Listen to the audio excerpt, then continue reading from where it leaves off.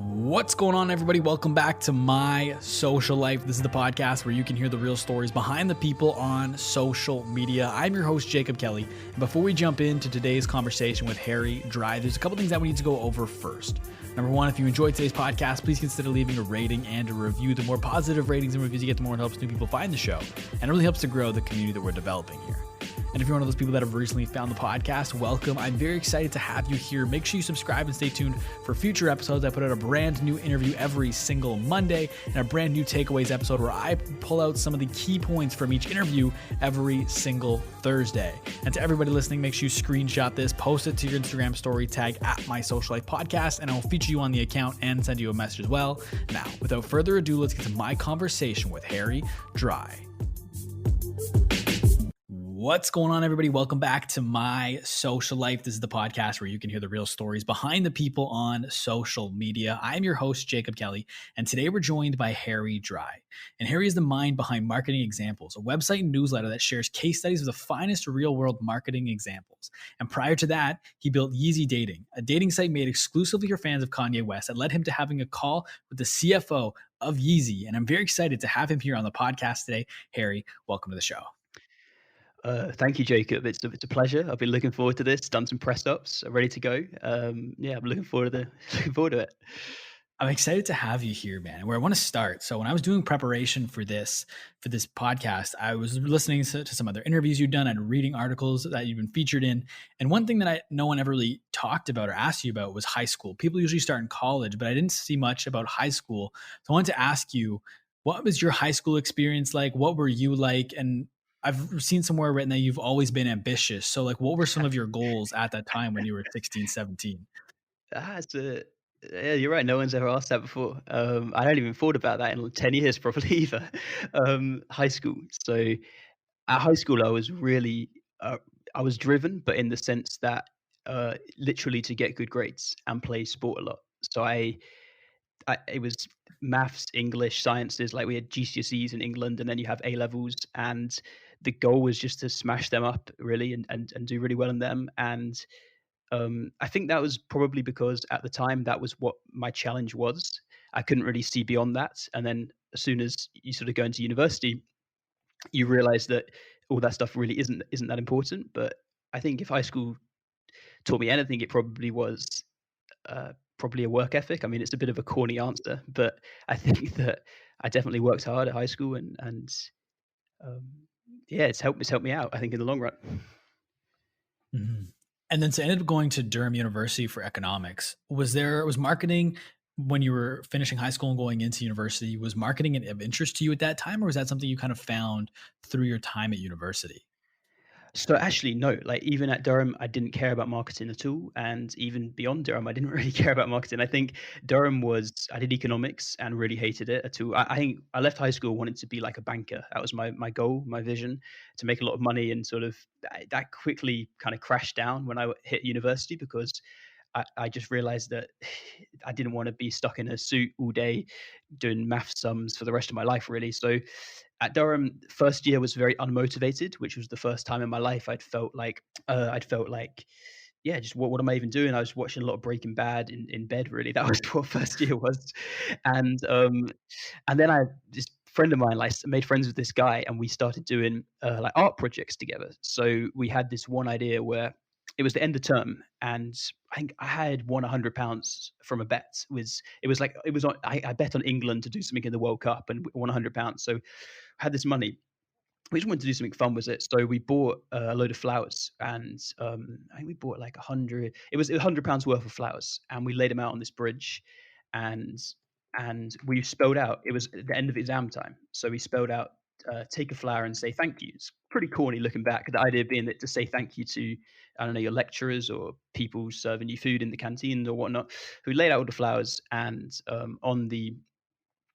in the morning on Elwood Bridge, it's like the big bridge in Durham, and we got up about 4 a.m., laid all the flowers out, and then we went back to sleep. Got up at 6 to see the response. Like, hopefully, people are taking all these flowers we've laid out, and they got taken away by the street cleaner people. So we were thinking, damn, like we spent all this money, got nothing from it. But fortunately, before we went to bed, we took some photographs of the flowers.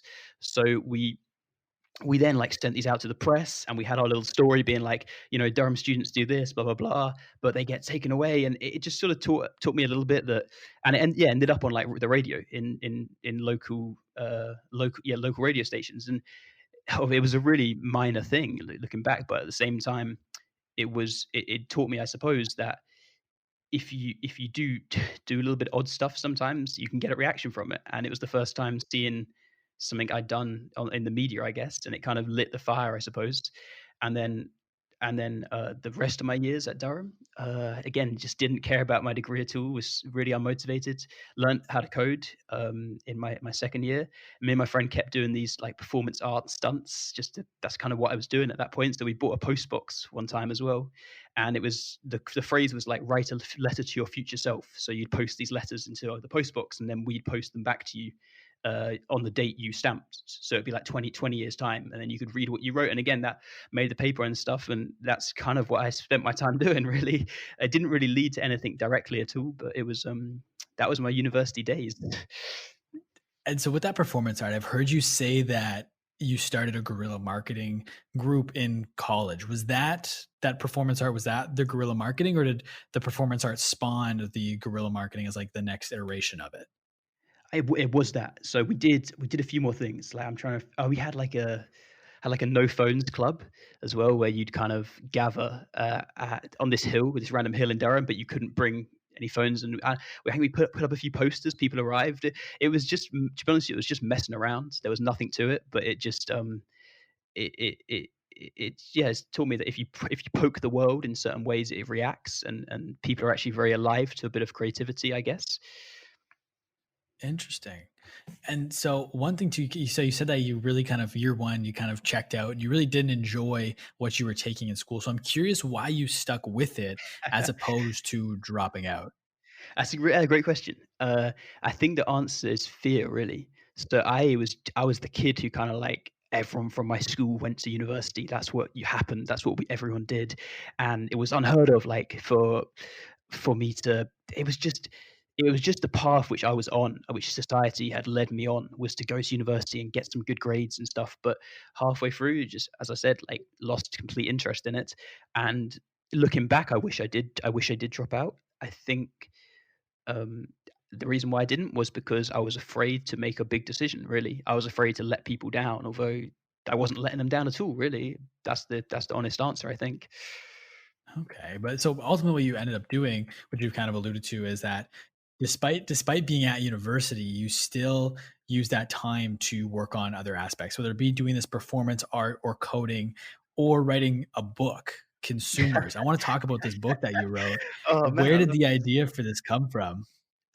that's amazing. It's great research, because that book is not even, I think I've taken it off everywhere these days. How did you find that? Where is it? I honestly can't. I probably was on like page 7 of Google searching Harry Dry and your Amazon listing came up. That's impressive. Yeah, so that's actually one of my proudest things I did. It's honestly, I'm not sure if you skimmed it or whatever, but it I'm really proud of that book, and I've taken it down it from everywhere, because I think that once I build up my own social media a bit more, my own kind of brand in inverted commas, I'm going to try and relaunch that properly, because I really believe in it. It's just that I launched it when I had like, I was absolutely, I had no real leverage. I had no email list, no kind of ability to distribute it. So I sent loads of emails out actually to people trying to spread the word. The book came from this. I had this idea me and my brother talked about, which is because we didn't. Well, the idea is that you're essentially a product of everything you've ever consumed. So every book you've ever read, every conversation you've ever had, everything your dad's ever said to you, every painting you've ever looked at, every tweet you've ever scrolled past, and every Netflix show you've ever watched, etc., etc. Every marathon you've ever run. So you're a product of everything you've put into your body, um, and and um, and I just was hooked on this idea for ages, because you kind of see people who consume a certain type of material, whether it be like trash TV shows, or just kind of or bullshit on Instagram, etc.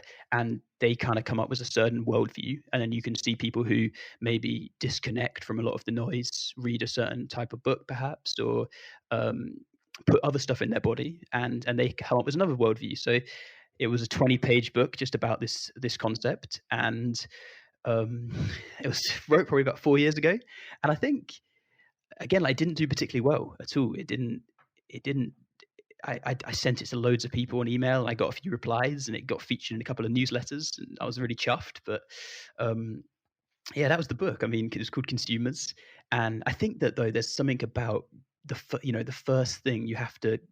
There's something about completing things, and I think before that. Other than the performance art stuff, like I tried to write things before, never finished them. I tried to start societies before and just never finished them. And I think that even if it sucks, there's serious value in just finishing something, because then you know where you are. You know that, all right, that's the level, and I've fallen short, and I can try again. If you don't finish anything, you never really get that feedback or that reality check, I suppose. So yeah, that's the book. I mean, thanks for bringing it up. I'm guessing, have you just seen it on Amazon, or did you? There's also a website. I'm not sure if you've looked into it much. Y No, I definitely found the website. I really like the way you put it together. There's, like, that animation when you first land on that page that kind of reveals everything that you've taken from other people, all the Ah, other yeah. information you've consumed on that page that makes the book. So I thought it was super interesting, like, playing on the fact that ideas are not original, everything is a remix, essentially, is the premise behind the book. But I wanted to ask you kind of on that vein, I have a quote written down. I can't remember where I found this quote, but it's from yours. It's that ideas are the new currency and free thinkers are the future. I was wondering if you could expand on that a little bit. Tell you what, man, yeah, you've got a hell of a lot of stuff. I've forgotten I've said half this stuff. Yeah, ideas are the new currency and free thinkers are the future. So I wrote that quote specifically when I started. I've already jumping a bit forward in the story, but I wrote that quote specifically when I started the Kanye site, and I don't know, I was just so this was I think Jacob mentioned it at the start, a dating site for Kanye fans. And well, let me think about this again. Ideas are the new currency. Free thinkers are the future. I guess if I was talking about it now, I'd probably say that because um, it's much easier to create anything these days than it ever has been before. So the barrier to entry is considerably lower, perhaps, than it ever has been. So that kind of means that ideas are like, it's easier to act on ideas. It's easier to get investment these days. It's easier to distribute ideas. All you need a Twitter account, really. So yeah, if you have ideas, you're kind of cooking with gas. Back in the day, you kind of needed like a TV show, but now you just need a YouTube channel or a podcast. And free thinkers of the future. Let me think about that one again. um, what do you think? Have you got any guesses? What I was on about that day? I was probably smoking something. I mean, kind of my interpretation of that in terms of free thinkers of the future. When I hear free thinkers, I think of people that aren't afraid and to have ideas that might be a little bit out there. And the best way to build an audience is to have ideas that people might contradict or not disagree with. Mhm. So by being a free thinker and being out there a little bit, not everyone's going to agree with you. And by being polarizing like that, that's how you build an audience.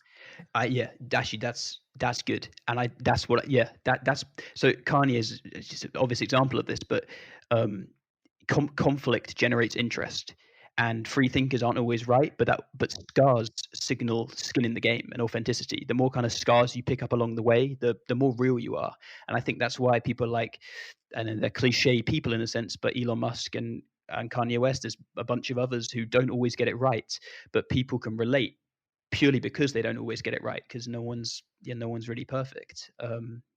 It's a funny quote that. And sticking with consumers for a minute, and just more the idea that we are a product of everything we consume. I've heard somewhere that you learn best by copying other people. I wonder if you could explain this a little bit more because that's something I agree with as well. And my little brother right now is in the beginning stages of learning photography. And my best advice to him was to just copy other photographers and try and imitate their style. Because by doing that, you're going to learn how to use your camera better and how to use different programs to achieve that style. And through that, you're going to develop your own unique style as you understand the working of all these programs and the camera. So I'm curious as to how you utilize copying to teach yourself. Yeah, I couldn't agree more. I think that I think I think it's Foster Wallace. No, who is there's a no, it's it could be Foster Wallace. No, it's Hunter S. Thompson, and he's rewrote out. He would find books like The Great Gatsby, classics by F. Scott Fitzgerald, and he rewrote out that whole book by hand just to know what it's like to type out a masterpiece. And I think that this is how I learned web design. I would go to a website like Stripe, which is a lovely web design payment website, or find a website you love and copy it piece by piece in Photoshop or in Sketch or Figma or whatever you're using. If you want to be social media manager, find an account you love and rewrite out their tweets and create the images. Try and create the content. Obviously, it's a bit harder if a lot of the content's perhaps interviews or organic or whatnot, but in my opinion, you have to know what it feels like to create that masterpiece. Where if you add another word, it's too wordy, and if you take a word away, it's the sentence is all wrong. And um, I think when I learned web design, I had 10 websites. I would just crack them open on my Mac, half the screen, and then go to Sketch and just literally block by block design it. And then you start realizing, okay, well that line spacing is too high, or that font. That's why they've used that font. That's why if you change the font so that it doesn't work out quite so well. And that's been my whole kind of philosophy forever. So with the consumer's book, I started writing about this idea about how nothing's original essentially, and then I realized as I was going how much I was copying because how many people who wrote about this thing before, and who am I really? Just at that time I was 20 years old, had no real experiences as a writer, and I think who am I to write anything better than them? So what I ended up doing with the book was just pulling together all their quotes, and every quote is highlighted and attributed. And the book is it's essentially a book about nothing being original, comprised from a load of quotes by people talking about this subject. It kind of proves the point of it all.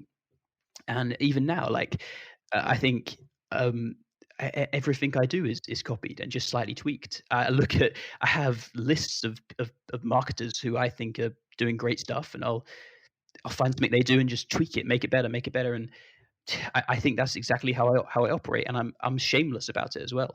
I'm completely unashamed, sorry, of it. I think that's how everyone works. David Bowie. There's a funny story about David Bowie, and I think it was someone from the Beatles, and I think it was, and the Beatles. I think it was like let's say Paul McCartney. I can't quite remember, and he said, "Yeah, don't ever say a good song lyric around David Bowie because he'll just take it and tweak it and put it in one of his songs."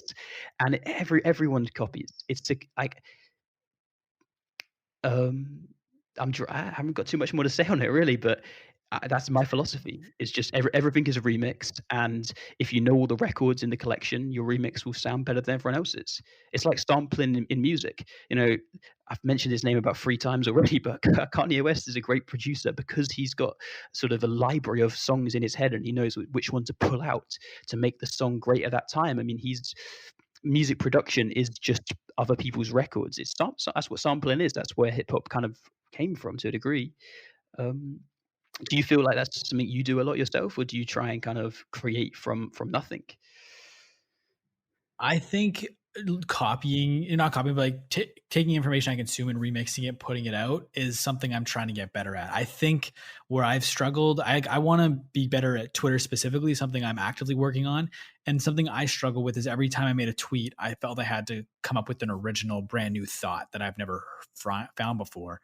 But I'm slowly learning and putting together that the thoughts I have are just pulling information from different areas and coming up with a thought that way. So I'm getting better at pulling all the information I'm consuming and coming up with a thought based off of what I'm consuming in terms of putting it as a tweet. So I want to say in the past I wasn't as good at doing that, but it's something I'm working towards getting better at, if that makes sense.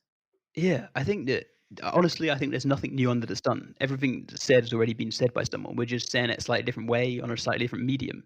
I think it's yeah, I don't know. I think I would say never be ashamed of. Don't actually copying is the wrong. I think copying is the wrong word. Copying is. I think it was. What did Picasso say about this? He said, um, I was along the lines of copying. If you want to get good at something, copy. But if you want to get great at something, steal. And stealing's where it's at because when you steal something, you take an element of it, and then you steal something else, and then it's just stacking Lego bricks on top of each other, and um, I don't know. It's a big philosophy of mine, really, for sure. It's Mm. And when you were talking about it there, you said early on when you were learning web design, you would recreate sites of other sites that you liked. I was curious, kind of even prior to that, what made you decide that you wanted to learn to code and learn web design? Yeah, so when I was at university, I what I had in my head was that I just do not want a job. I want to be able to I want to be able to create stuff and sustain myself. So I looked at that point, how do I do this? What's the fundamentals? If I can create a website, then I've got a sort of shop window to the world. At the time, I was very naive because now I've sort of realized that you don't need to know how to code. There's so many great no code tools out there, and that you can even do some, it's quite easy to design a nice website with no code stuff. But when I was doing all this stuff, I didn't have that information. So I just went full in, and I thought, all right, make a great website. I think learn to code, learn to design, learn to write, and learn marketing. And then you've kind of got all elements of the distribution channel. You can create something, you can build it, and then you can market it.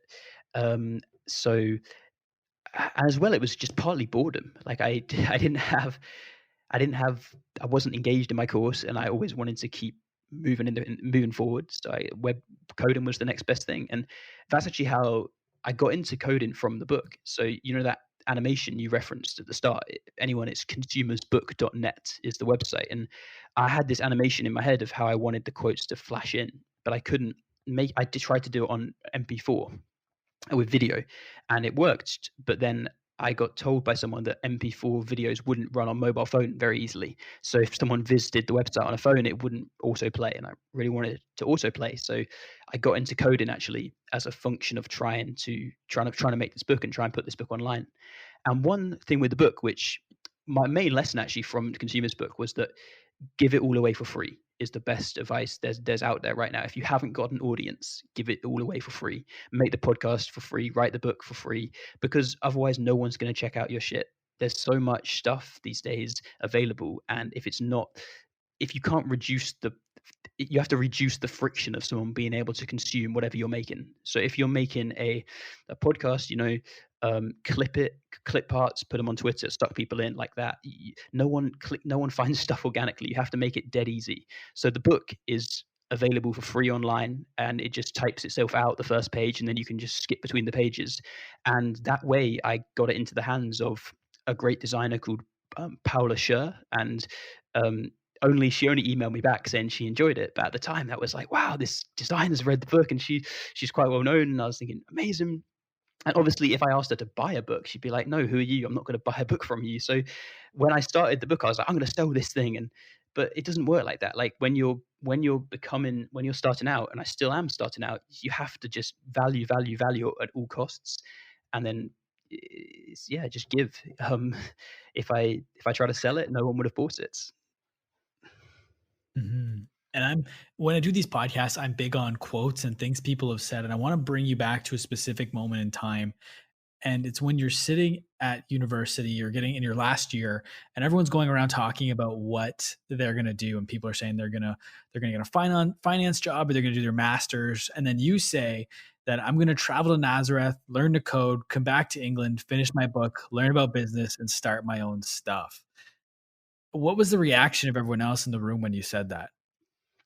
It's just I remember saying that to this day. I remember this guy called Ali who I said it to, and a few other people around the dinner table, and they were just it was just like Dry. My surname's Dry. They were just like, you always say this stuff, like you're not going to do it. You're gonna be doing what we're doing. You're gonna be stuck in the grind. You're gonna be on that tube with us, which I did. To be fair, I get the tube a lot in London, but it was just like my quote about Durham University is where its dreams go there to die. So if you have an ambition, you want to be, I don't know, a musician, you want to be something, you just end up conforming. You conform to basically just a consultancy job. And there's no problems with those jobs at all. They make great money, and lots of lovely people do them. But that just wasn't what I wanted to do. So my friends were just like, reality is gonna grind you down. You're gonna be doing what we're doing. And I said to him, say that to me again. And I started recording him. I said, say that to me again. And he said it again. He was like, Dry, you're just going to be slogging it out like we all are. You're not special." And I don't think I am special, but I have this on record, and then left university. And I always, when I play back this video, and it's this guy saying that that was what my life was going to be like for the next, forever. And then I did exactly what I said I did. I went. There's a free coding course in Nazareth called Founders for Coders, so that's why I wanted to go to Nazareth. It wasn't just like a random a random idea that I wanted to convert to, I don't know, sort of religion in Nazareth. So I did this coding camp, a free course in Nazareth, and then went back home and I finished Consumer's Book, and then I lived with my parents for a bit. Started the Kanye site, and I don't think I've had wild success yet, but I've stuck to my words. Like I haven't. I'm still trying, and I didn't give up. Like I didn't conform. That's something I've always got to this day, I guess. It'd be pretty sad actually if you read that quote back to me and I was like, damn, I did exactly what he'd say. I am doing that job now, which I don't want to do. So that's nice to hear actually, Mhm. that line again. And considering that Durham is where dreams go to die, looking back on your experience going to school, would you change it? Or do you think that you experiencing that and hating what you took for 4 years and creating your own essential kind of like side learning as a result of it, was it worth the fact that you hated it, or would you not go if you were given the opportunity to go back and change it? 100% not go. And that's because when I was at school, I was 18 years old. And as an 18-year-old, I just wasn't formed yet as a human being and by any stretch of the imagination. So you ask me what I want to do at 18, I haven't got a clue. I just want to, what does society tell me to do? It's probably just make money, I guess, and you know, make money and try and buy a nice house, I suppose, stay out the way of trouble. So everyone, you're shoved in there, and yeah, I would never have went to university again if I had my time back. I'd have just done exactly what I did. So I did economics, haven't used that degree once. What I learned in my own time, coding, marketing, these art projects, which gave me a bit, I don't know, a bit of boost of courage or whatever, a bit of resilience, a way of contacting press. So we contacted the press a lot from our art stuff to try and get publicity. I've used those skills all the time. I've learned more self-teaching than being taught, I guess. So I wouldn't have gone. Well, did you go to university yourself or not? I did 2 years at a community college, graduated with a diploma and no degree, and decided to start working after that. And what's your experience with that? With Like, school? yeah, like, did you rate what you did, or did you? You didn't go, you know. How I kind of explain it to people, and I've been doing some reflecting on it recently because I often ask people this question on the podcast. And I think that school set a good foundation for me, but what I use in my job day to day is a lot of self taught stuff. So I think school set a good foundation. And if I hadn't gone to school at that time, I don't know what I would have done. I don't think when I was 18, 19 that I didn't fully understand the world that I'm in now in terms of social media and marketing and even a little bit of personal development. Like I didn't fully grasp it. So I think that school kind of I kind of figured myself out in school. So I honestly don't have a good answer for you as to whether I would go back and change it or not at this time. Right now, my answer is I wouldn't change it just because I don't think I was ready if you'd kind of thrown me into the world when I was 18, if that Yeah. makes sense. To be fair, actually, you saying that, I kind of adapt my answer a bit because I agree with you. I don't know what I'd have done because I only really learned through a realization that economics, graphs, and stuff were just not the real world and so far away from the real world that kind of flipped me from this stuff's bullshit. So let's get some hard practical skills under my belt. And if I didn't have that contrast, I probably wouldn't have ever went so hard on like the coding, the marketing, etc. Mhm. And speaking of the coding, so when you get back from Nazareth, you launch a company called 140canvas.com. I was wondering if you could explain what that business was. Yeah, of course. So, I got back. I finished university, and my friend, this friend of mine called Giles, he never went to university. Bought me a couple of canvases, a canvas prints, a tweet from. I'm actually looking at it right now above me. It's a tweet from Roger Federer, and it says "Harry Dry, Harry Dry." Jeez, it's a cringy tweet. I'll tell you that. It's always been you. You are my inspiration. Happy birthday, my friend. Let's practice our backhand sometime. Wow, that's a cringy tweet. So then in the favorites, it's got my brother, it's got Shia Booth has favorited it, Novak Djokovic has favorited it, and Ronnie O'Sullivan is a snooker player you probably haven't heard of, favorited it. So I walked back into my bedroom and I saw this canvas up on the wall, and I was like, "What has Roger Federer tweeted me?" Because it looks exactly like a real tweet. This thing, and I was like, "Damn, I'm a massive Federer fan." So I was Federer's tweeted me. That's insane. And then I twigged when I saw the favorites. It was like my brother favorited it, that it was a fake tweet. But I love the idea of it. I thought it was quite an original gift. And then I was like, I text Giles, been like, thanks a lot for the present. This is really cool. Do you want to try and make these? So we made these. Essentially, you design your own tweet, and then you can post it to a friend. So let's say you're a fan of Justin Bieber, or you know your little sister's a fan of Justin Bieber. You could get a tweet from Justin Bieber to her saying, happy birthday, come hang out after the concert, whatever. And came back, and so I had these coding skills now from Nazareth. So I made this website where you could design these tweets and then sell them. And it sounded like a great idea. We were buzzing, ready to go. And I was, again, really naive. So I just felt like, we'll make this thing and the canvases will fly off the shelves. We'll be millionaires, all that rubbish.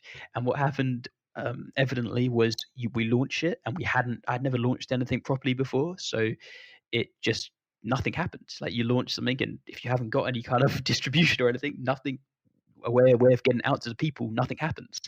And I think that, yeah, it's taught me a lot about marketing, that like people have this naivety that if you build it, they will come. Well, that couldn't be further from the truth.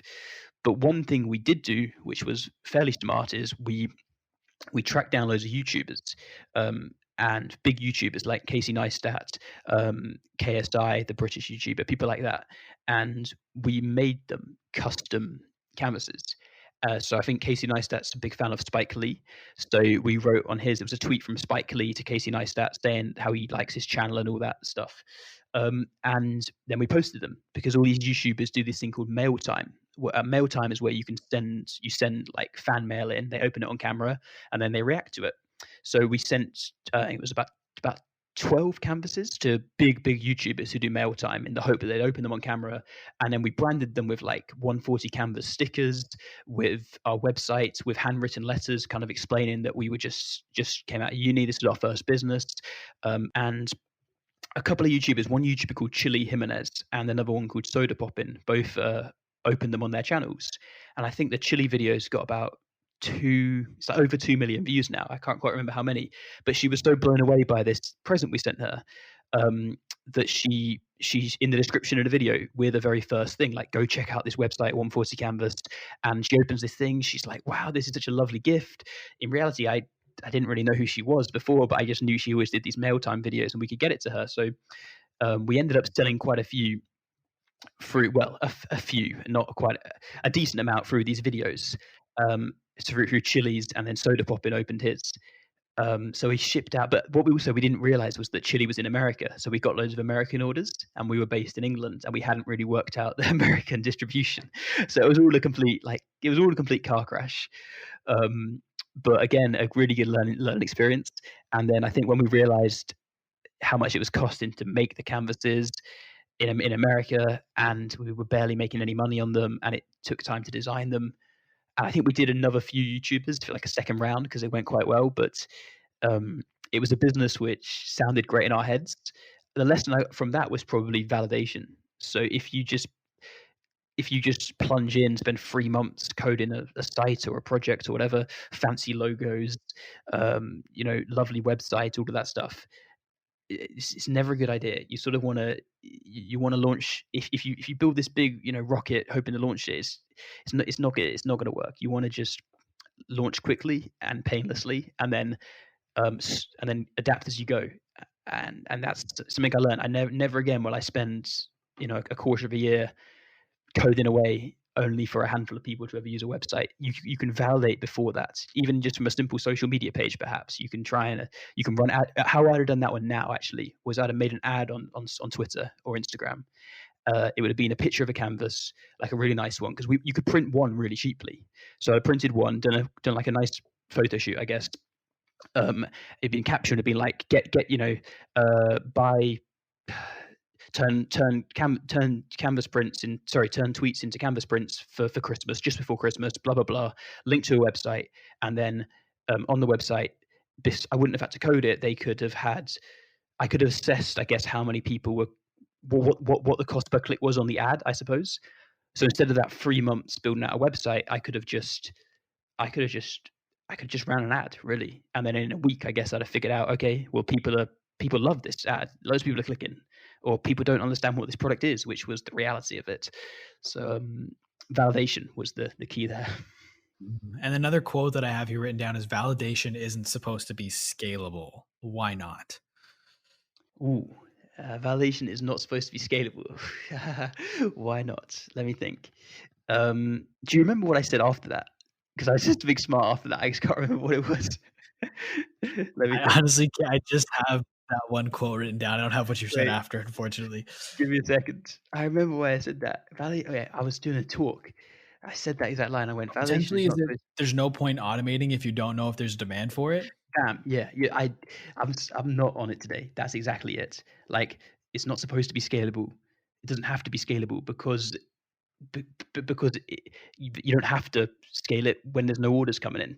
Like for 140 canvas, if we suddenly got 50,000 orders, we could have been like, okay, now Giles, you're not going to be doing Photoshop anymore on the canvases. We'll outsource this to X, Y, and Z, and we'll automate it so that they print automatically, or we set up our own print thing. I don't know, but you don't have to cross those bridges because they'll probably never come.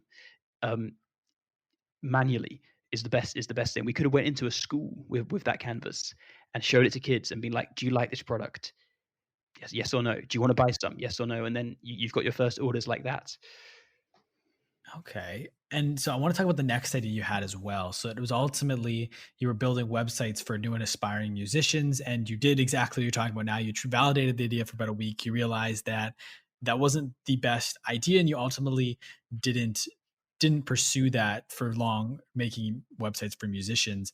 And I wanted to ask why was that your second idea? Was building websites for musicians something you were passionate about, or what led to you starting that idea in the first place? It's a really interesting podcast. It's like a trip down memory lane because I can barely remember some of these, but the websites for musicians was, yeah, this was a I finished the canvases, and it's funny because I did all this stuff at my parents' house. So then subsequently I've moved out, but because I've come back because of the lockdown, I was in the very room actually where I was trying to do this idea now. And my idea there was no, there wasn't much passion for it. No, it was more just make pottery was the mantra. So what I mean by make pottery is that the more pieces of pottery you make, the better you become as a potter or someone who makes pottery. And that piece of pottery was pretty shit as well, but it just gave me more information. And like I wasn't afraid of running through ideas. I think that if you are listening to this and you haven't tried to set up startups before or tried to build social media channels before or whatnot, like the first things you do are not going to be good, but you have to just go through the cycles anyway, really. And websites for musicians was um, it came into my head. My goal with that was I want to validate this idea within a week. So I think it was made 20 websites. They were all templates of the same website. I found musicians on a Reddit forum called Reddit New Musicians, I think, and they didn't have websites. So I then sent them websites which I'd made to them. They were all free because the hosting package I had was free. Or there's a way of hosting them for free at that point. And then I said, look, if you want to buy this, I'll set you up with a domain name. It's £10 a month. Let me know. And I think I had 2 bites out of 40 websites, and I think I said to myself, "I need about 6 people to go for this to kick it into a real business." So 2 out of 40, musicians, they came up with loads of excuses. They were like, "I don't have enough money. I'm not actually that into my music anymore. My friend said he'll make me a website. I don't like the design of the website." So after a week, I thought, "Enough's enough," and, moved on to the next thing. My question with that is, do you think that part of the reason that the first 2 businesses, granted, I know you were new, but do you think part of the reason that you didn't pursue them and they didn't become your thing was because it wasn't something you were extremely passionate about? Like, you weren't necessarily passionate about making websites for musicians, but where we're getting to is with the Kanye West dating site is you were a fan of Kanye West. So you were more passionate about that idea and then eventually marketing examples than you were 140 Canvas or these websites for musicians. Yeah, that's a really good point. I think that you probably know me better than I know me on this show. Like 100%. That's actually exactly it. I didn't mention that, but honestly, if I was making websites for musicians now, I'd be bored out my mind. It wasn't meant to be. True. And then so we're even though like you so this was your second idea. Your third idea was Yeezy Dating. And I have another quote down here is that you've got to think like a little kid who still has an Uh, imagination. You have to think yeah. like Bart Simpson. How do you get yourself in that frame of mind to think like a kid who has untapped imagination to come up with an idea like Yeezy Dating? It's a fascinating quote, and I actually think about this two things. So, um, firstly, the first thing we talked about was adapting ideas. So when I came up with the easy dating idea, I was lying in bed and I saw this website called Trump Dating. It was taking over Twitter at that point, and it was just a news story for a day, 24 hours done next. But it was a dating site for Donald Trump fans, and I felt like this is genius because you get that free press, you get loads of backlinks from an SEO perspective. You probably can leverage that and get some Instagram social media followers because your website's all over Twitter that day, um, all just from a name, just from Trump. And what I said at the start of the show, I guess was that I was good at taking ideas and adapting them. So I thought Trump works, but who else could you do this with? Like who else has got a cult following? I was thinking Harry Potter perhaps, or Brexit was a big thing at the time in the UK. And then I didn't really care that much about those things. So I said, Kanye, I'm a big Kanye fan. He's got that kind of Donald Trump vibe about him, weirdly, where um, Kanye, yeah. What about Yeezy Dating? Boom, Yeezy Dating. And the second point here is that I think that ambition weirdly I kills more ideas than anything else. So there's one thing um, to believe it. I'm trying to phrase this right, but like most people minds wouldn't go there because they didn't have the ambition or the drive to pull it off in the first place. So I think that imagination is really heavily sorry. I think that ambition is heavily linked, or self-belief is heavily linked with creativity, because you have to believe that you can do it to even come up with the idea in the first place. So if I was very alive to the possibility at this point that if I made something, it could have a little impact somewhere in the world, and I wasn't afraid, and that's why I tried that's why my mind went to easy dating, and the next thing I did was I jumped out of bed and bought the domain name straight away and started working on it. And at that point, when you jump out of bed, buy the domain name, start working on this website, what is your end goal at that time? Or do you even have one? Like, what do you envision ends up happening as a result of you building Yeezy Dating? That's a good question. Again, I think the story of the theme throughout all these projects is that I had no idea what I was doing at any point. I was making it up as I go along, every stage of the game, and even throughout the lows, I was making it up. And when things went well, I still was clueless. I bought it on a whim, and the idea was I want to validate this idea because I can't afford to spend 6 months building a dating site for Kanye West fans when the chances are hasn't got the network to distribute it in any meaningful way. So my original thought was, okay, I got this domain name. How do I validate user data? So you said how you validate that. You validated it through an Instagram name and then, or an Instagram account, sorry, that you linked to a landing page and then you started collecting emails for ultimately when you would eventually launch the site. Absolutely. So I think something which the Canvas site taught me was that you can validate stuff far easier than you think. So what's the simplest way of validating a dating site for Kanye West fans? Well, Kanye West has got a huge, huge subreddit community. So just post it there, have a quick landing page, nothing special, with an email box to collect interest, and then I think an Instagram page to build followers and see what the response is. And within 24 hours, it was the top of the Yeezy subreddit, like over 1,000 likes. I can't quite remember how many. And I felt like that's good, but realistically, dating sites need a hell of a lot more than that. So then my next step of validation was I'm going to start emailing this to journalists. So I used this tool called BuzzStream Discovery, and you type in Kanye West into this, and it spits back like hundreds and hundreds of journalists. So it's a free tool, BuzzStream Discovery, who write stories about Kanye West. And then you can find their email addresses often from Twitter or often from a program called Hunter, where you just tap in their name and it spits back the email which that company uses. So I had this big Excel sheet with hundreds of journalists in, and I just emailed them. I think it was something like just made a I've seen this site for Kanye West fans going huge on Reddit right now.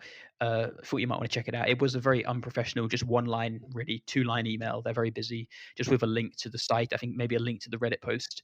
That's the kind of social proof. I went to work the next day, I was doing at this point, I needed to make some money, so I was doing the work which I didn't really want to do for 2 or 3 days a week. It was kind of finance related.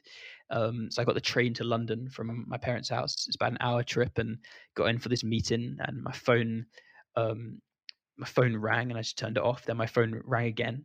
I just turned it off again. I think I just turned my phone off at this point. So I get out the meeting, I check the email database, and it has it's like thousands and thousands of names in it. And I was thinking, what? Like, has there been a glitch? What's happened here? I googled Kanye West's name, and there's just like hundreds of, well, probably genuinely hundreds of stories. There's a dating site for Kanye West fans, and as soon as one publication broke the story, it just spiraled and spiraled and spiraled and got loads of momentum. And as I was reading the articles, I was like, damn, that person was on my email list. I emailed them yesterday, and checked my inbox, and it was flooded with requests. But I was working for this payments company, so I had to go back in the next day and the next day, and I couldn't. It was quite hard to quit this thing because they'd given me like a chance, I guess, and I wasn't that qualified for payments anyway. So I felt bad about leaving. But then I was getting the training, and BBC Radio is pretty big in England. It's like the big radio station which everyone listens to, and they wanted to bring me on for an interview. Like, have anyone know the founder of this Yeezy Dating site for this? We want to talk to him on live on air. And my friend texts me like, yeah, go on, call in BBC Radio now. They want to talk to you. And I tried to call in, but there was no reception on the train, because the train from where my parents lived to London, it goes through a lot of countryside. So I couldn't get through the call. And I was like, I'm just blowing my chance here with this stupid job which I'm doing. So I got back home that night, and I called my boss and said to him, look, like, thank you for the chance to work here, but I'm just currently I'm making a dating site for Kanye West fans, and it's taken off, and I have to take some time out. And fair play to him, he just said like, "Good luck," and that was that. I didn't come back. So I mean, I'm trying to remember where we are here, but it was like every day there was more stuff. It was just, I think some people had the idea that Kanye had set up this site, which was never the case, obviously, at all. But that added fuel to the fire, because I never really explicitly made it clear. I think I did on Instagram, but yeah. So then I had this problem that, all right, so I've got, at this point, I was probably, I think it was over 10,000, 14,000 names in this email list of people who wanted to sign up for when the site was built. But the thing was, is I couldn't. I had learned to code, but building a dating site was a proper thing. Like, I wasn't really at that level. So for about a month and a half, I just locked myself in a bedroom and tried to just build a site from scratch, build a dating site, and it was very tough, but I just about managed it. I was getting ready to launch the site, and did a post on Instagram, being everyone ready, like it's going to launch in a couple of hours' time, get pumped, whatnot. And had I think I had this little Telegram chat. I'm not sure if you know what Telegram is. It's like WhatsApp, I guess. I had this group chat of people who were pumped for the site to launch, and somehow they found that it had kind of come out on the domain a bit before. It's complicated, but they'd found the site. They started making accounts. Then I sent it around on Instagram. Yeezy Dating's launched, and I was like, oh my god, I've done it. I've built a dating site for Kanye West fans. It's incredible. Real people are using it. I've just got a match from someone. Incredible. It's talking about our favorite Kanye albums on my own site, and then suddenly, um, pictures just boom, one by one. All the pictures on this dating site start disappearing and just evaporating before my eyes. Every picture, and I'd built a site which couldn't save images properly. So there was, honestly, I think it was about 2,000 at this point after the first hour had signed up, and no images. And the server then crashed, and I just pulled it out. And then I messaged. I went on some forums the next day. I was like, okay, how do you save images properly on a website? How do you save multiple images? And fortunately for me, the story was quite captivating. The fact that this guy had built this Kanye site and it had a bit of attention, but the images weren't working. So I had loads of developers help me out with it. And then a couple of days later, we relaunched it, and it was going well. The site was kicking on. It was had at that point, it was great. I just kind of realized that at this point I didn't know much about marketing. So in hindsight, I'd have done like, all right, let's start a podcast about this, like about bound to fall in love. I don't know, something like that, about a podcast related to bring more people in, or let's let's run ads even, or let's figure it, let's try and monetize it. But I didn't really have that knowledge. So I just realized that slowly but surely all this viral attention I was getting was dying down. And I was trying to code the site and fix all the bugs. I was trying to do any kind of marketing. I was trying to respond to all the email support, and people were talking about privacy, all of that stuff. It was just a lot for one person to do. So I felt like there's only one way out of the hat really, and that was to try and try and bring Kanye West on board. I felt like, if Kanye gets behind it, then I could use a bit of his infrastructure, and obviously the site would expand massively if he kind of help market it, obviously. So that was my next challenge. How do I bring Kanye on? So So at that point, sorry not to cut you off yeah, there, go ahead, go but at ahead. that point there, when thing two things based off everything you just said. One, I think the fact that you at that time didn't know much about marketing allowed you to take it to the next step, which is what we're going to talk about here in a second. Was because if you had that marketing experience, you would have gone and tried to think about it more so and running ads and everything like you said, versus then you didn't think of that stuff. You almost thought outside of the box of whatever a regular marketer would have thought to do next, which I think is part of the reasons to why it blew up again for a second time.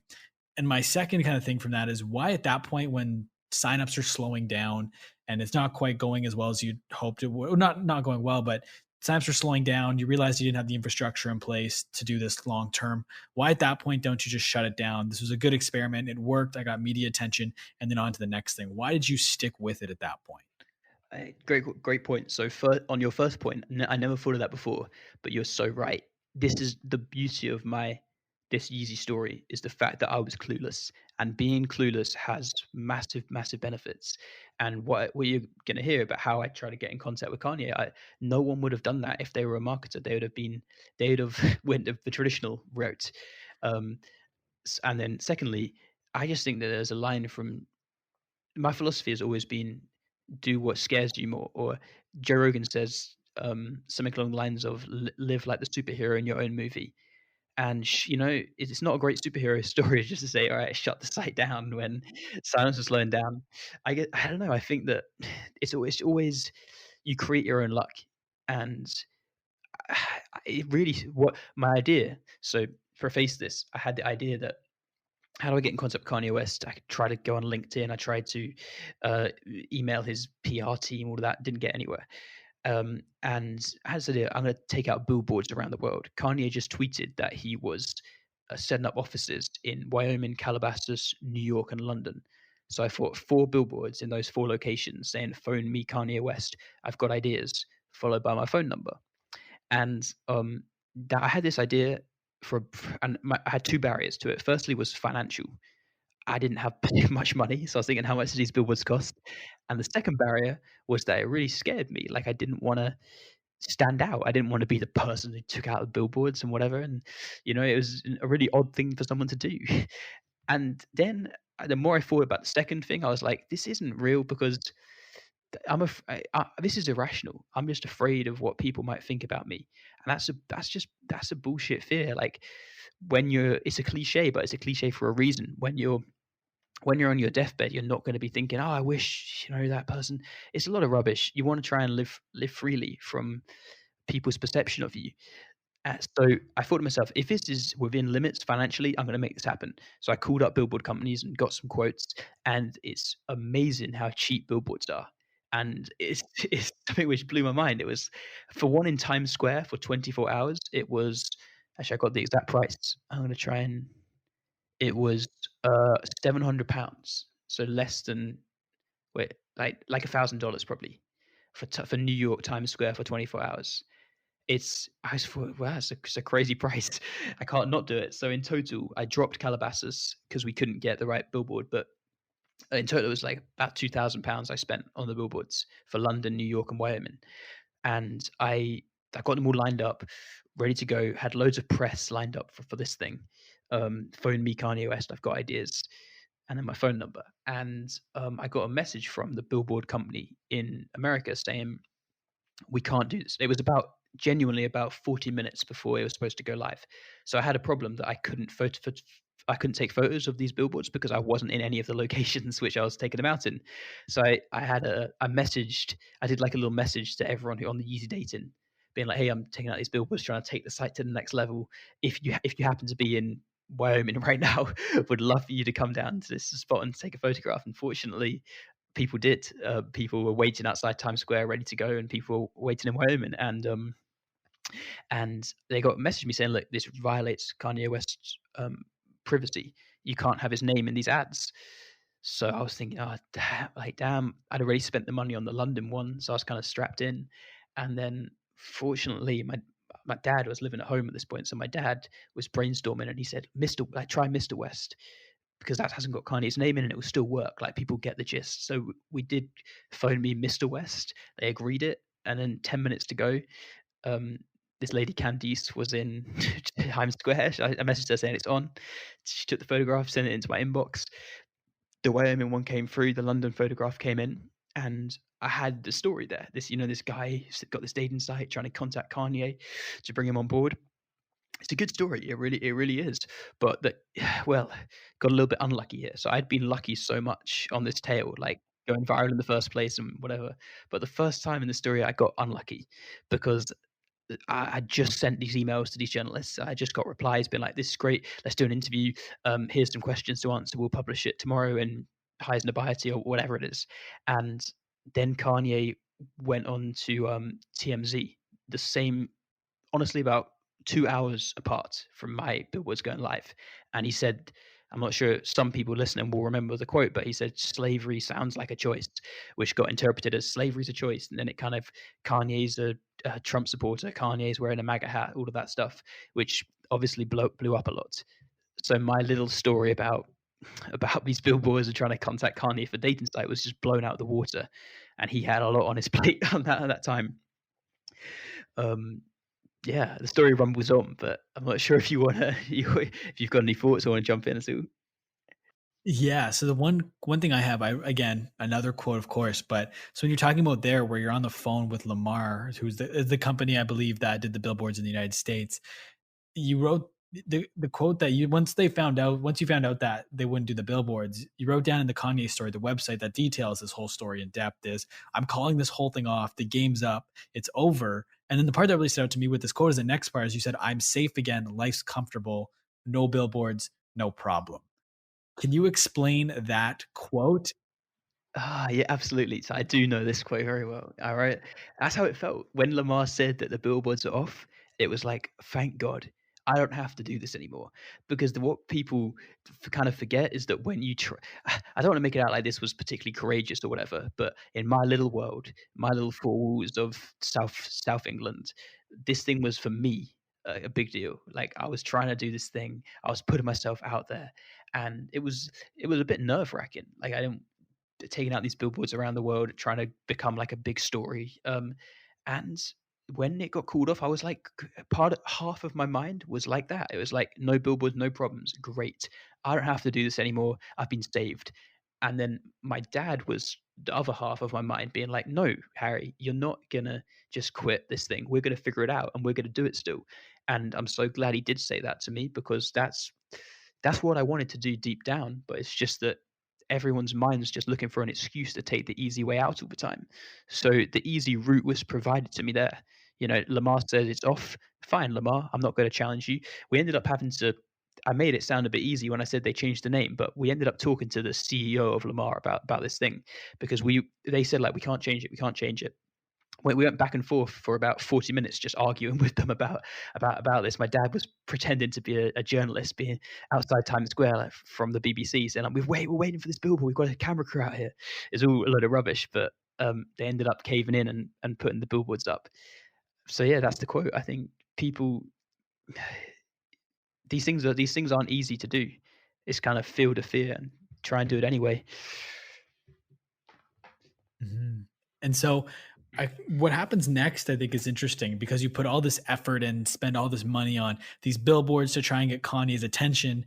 And then ultimately, what ends up happening for you, for the breakthrough in this whole story, is it wasn't the billboards in the end. It was literally just you picking up the phone and calling all the businesses around the Yeezy office and getting connected that way, right? I think it's interesting that you put in all this effort to try and get Kanye's attention when all you need to do is pick up the phone.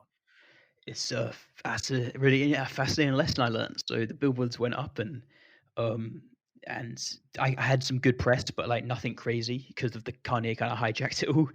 And a couple of days passed, and I was like, all right, we've tried, we're gonna try again. So we started calling up companies where Yeezy was located.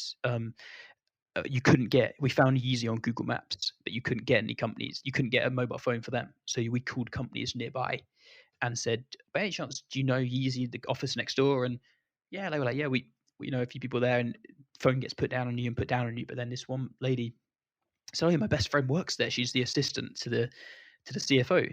So I said, do you mind forwarding it on an email? And um, she did. She sent on our email like, "This is the dating site. This was the idea to get in contact with Kanye." And I think the lesson was that people try all this fancy stuff.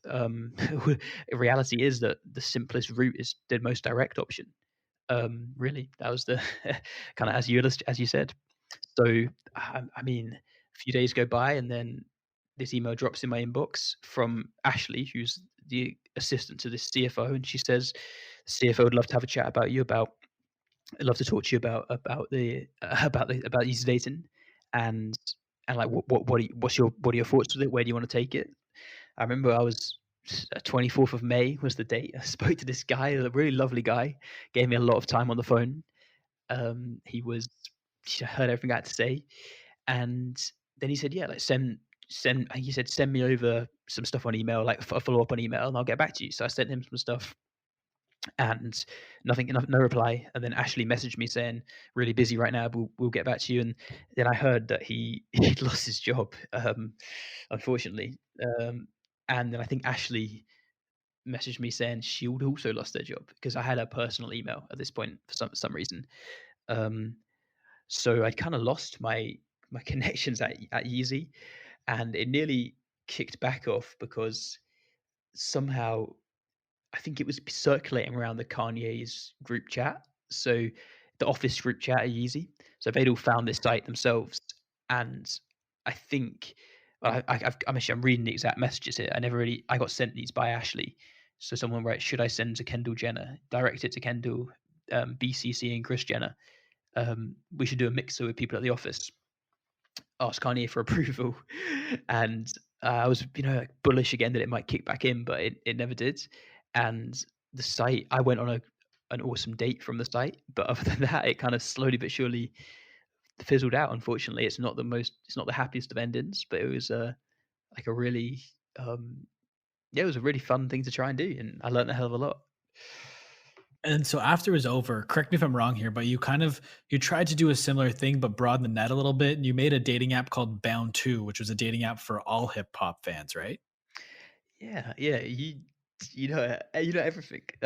Absolutely. So I made a dating site called Bound to app called Bound to. At this point, basically, a company had contacted me saying we like Yeezy Dating, um, and we want to do um, and we want to do an app for it because I could barely make a website. I couldn't make an app, so we made this app, called it Bound to for hip hop fans, and yeah, I mean, it did all right, but nowhere near it. It didn't do as well as Yeezy Dating, and I think there's yeah, the project didn't go great, but we it got some downloads. It was good fun while it lasted. Again, I think the ship had kind of sailed, and in reality, I should have probably said no to them because I helped build the app in the end and learnt a bit about that kind of stuff. But it just it didn't have the same ring. It didn't have the same kind of Shazam, I suppose, and I don't know. Yeah, that was probably a real low actually of the whole everything I've done, that app, because I was doing it with it was very lucky for them to give me the opportunity in a sense, but I was just exhausted from the dating site and building another app.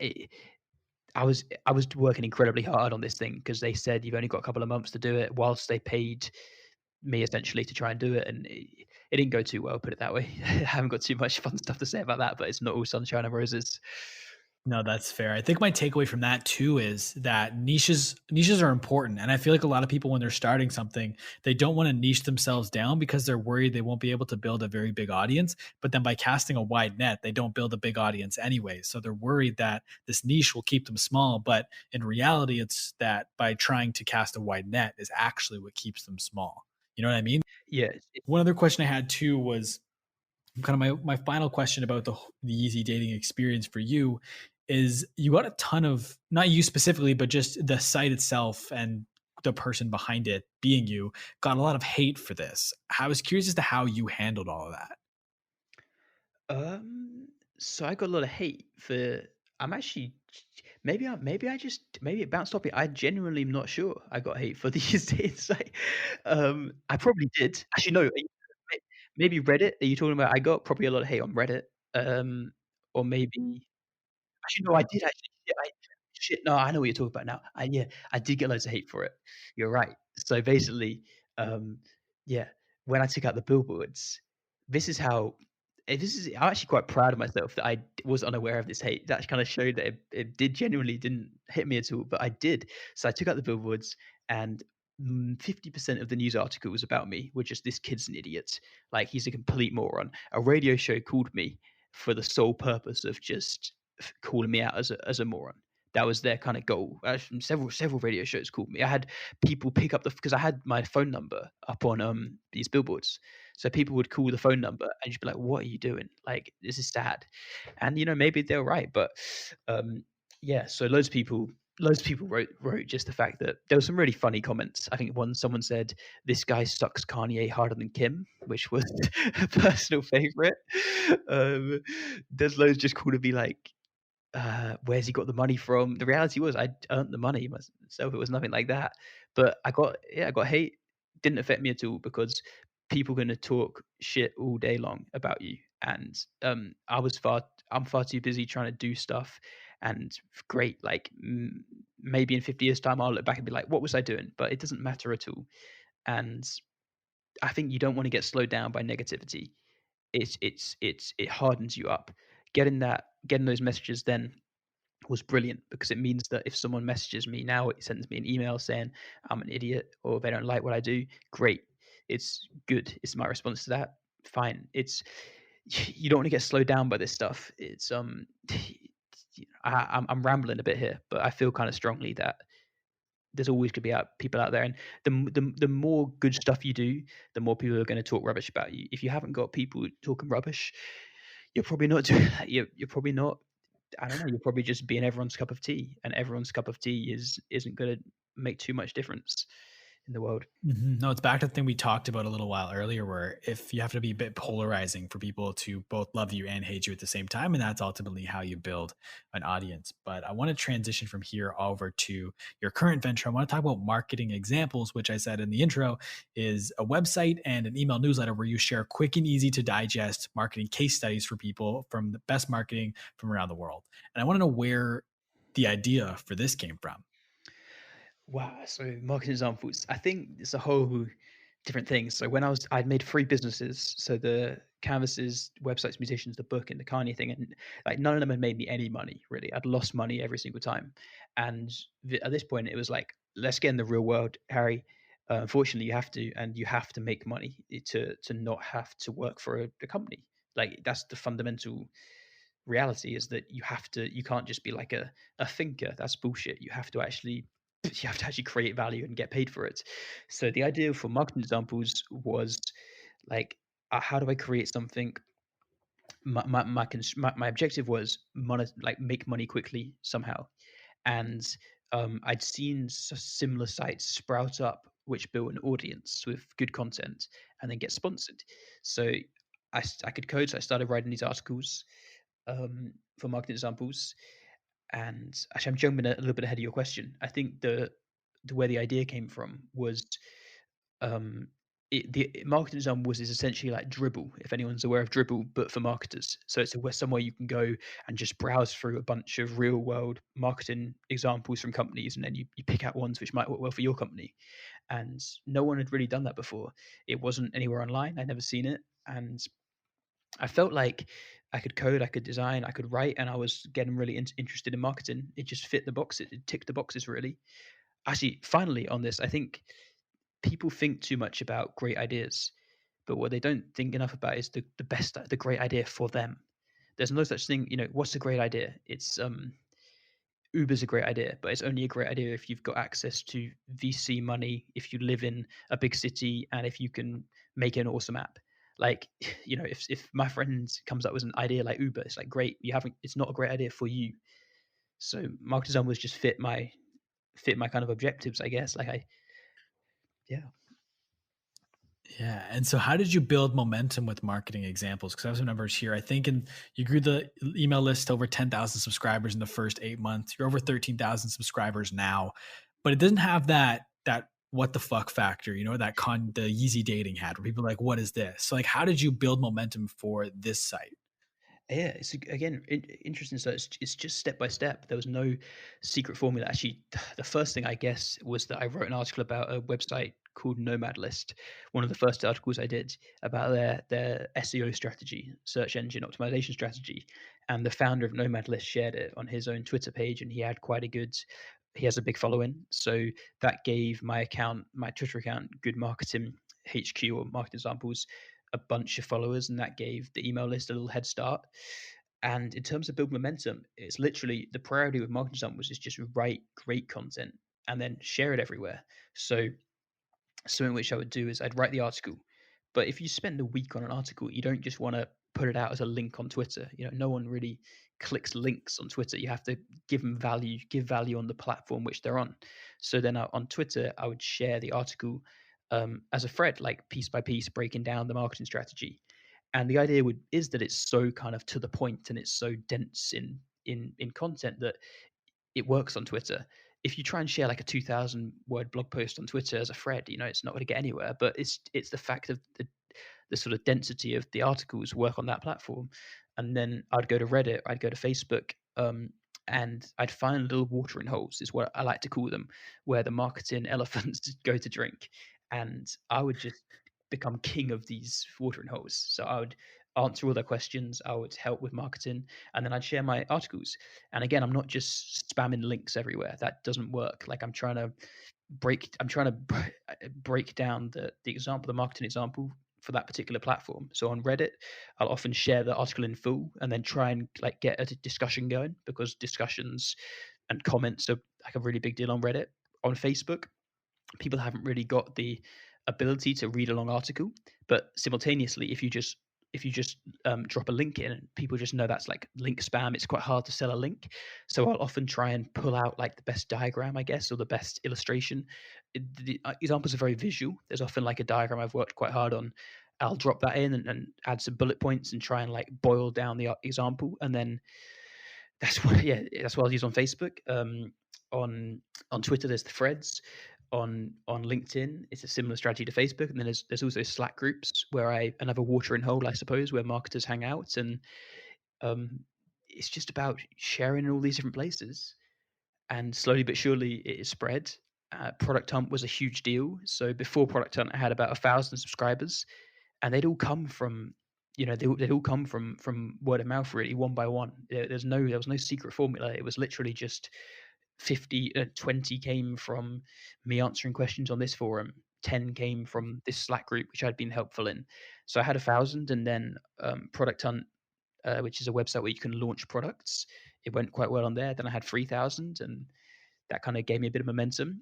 And then it's very much just consistency and quality. Like I never took my eye off the ball. I think a lot of people try and do too much sometimes, where they're like, all right, I've got some momentum now. Let's build a jobs board. Let's set up a YouTube channel.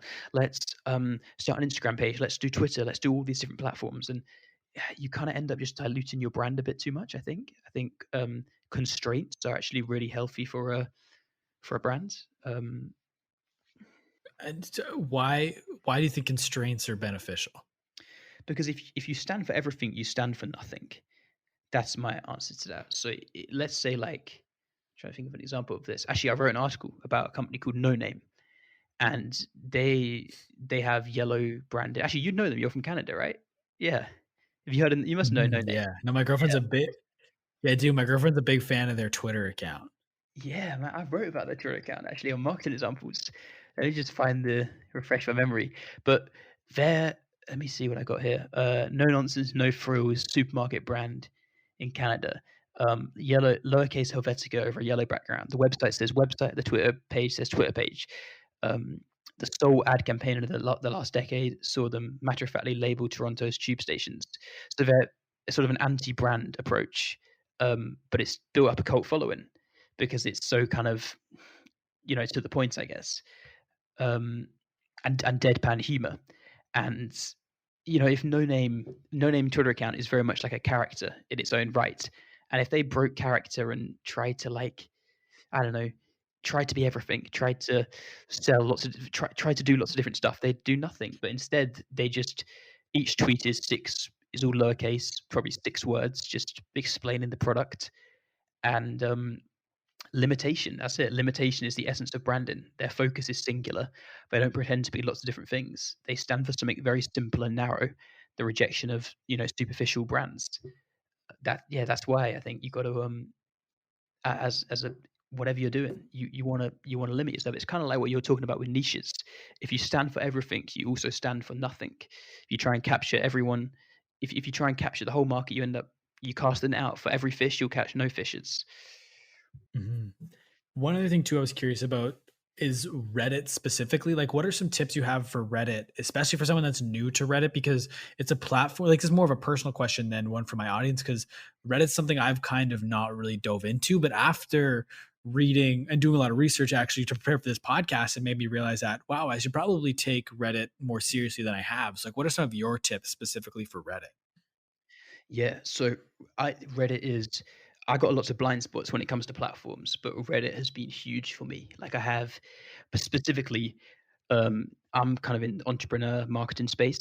So there's a subreddit called Reddit Entrepreneur, and the key on Reddit is they're very hot on self promotion. So if you go on to Reddit Entrepreneur and try and, like, bang on about your podcast, and that's your sole objective, you'll get shouted down. But the flip side of Reddit is the traffic is ridiculous.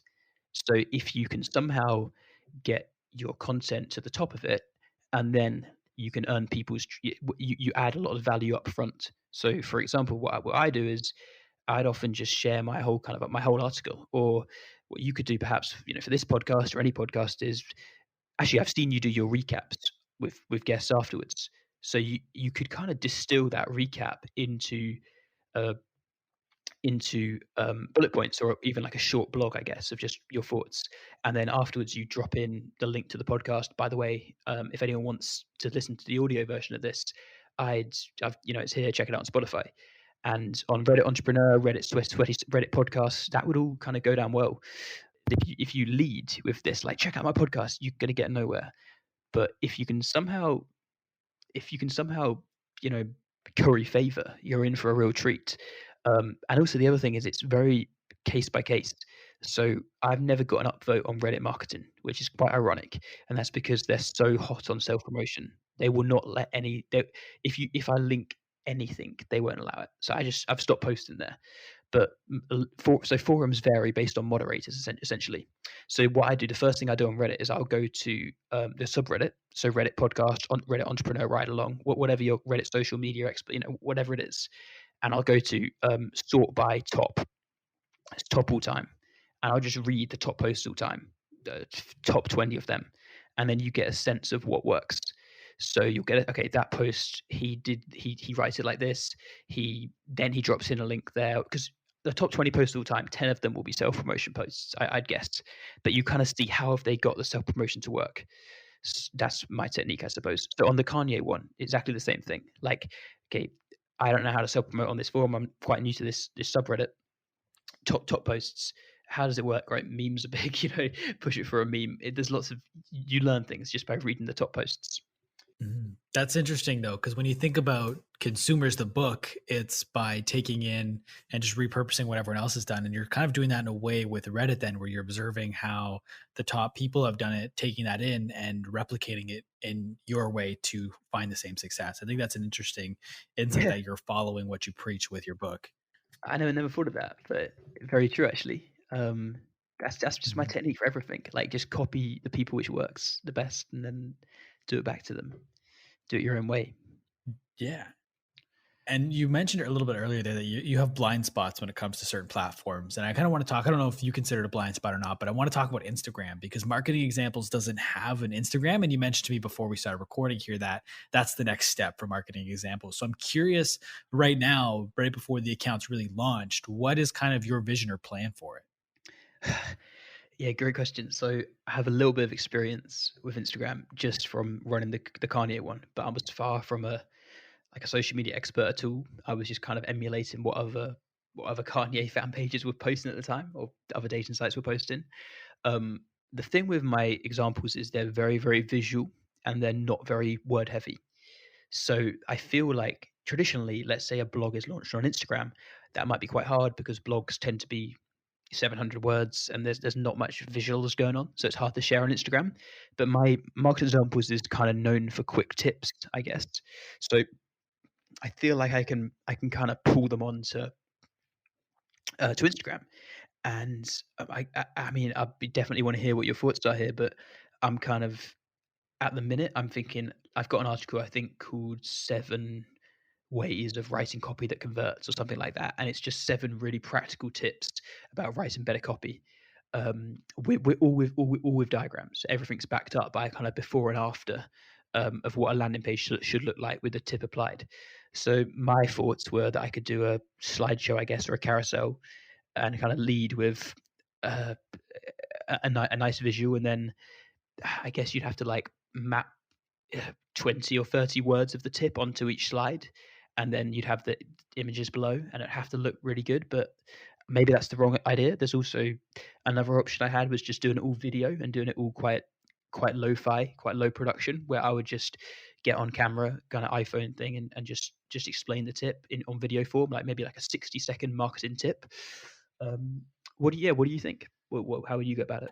Because I think the slider is a good idea because from what I've seen recently, now I could be wrong, but on content I post through work or from my personal channels and stuff, I noticed that photos perform better than video. So if you're doing the slider, if you could find a way to connect them though through like some visual aspect, or maybe even it's just an arrow in the bottom right corner to indicate that there is more to see so people can slide through it and it all flows cohesively. And on top of that too, by doing a slider, which is already kind of your idea, with the way Instagram works is they'll show that post a second time in the feed a little while later on after someone scrolls by it the first time, and they'll automatically swipe to the second post so it doesn't look like the Oh, same really? post they've seen already.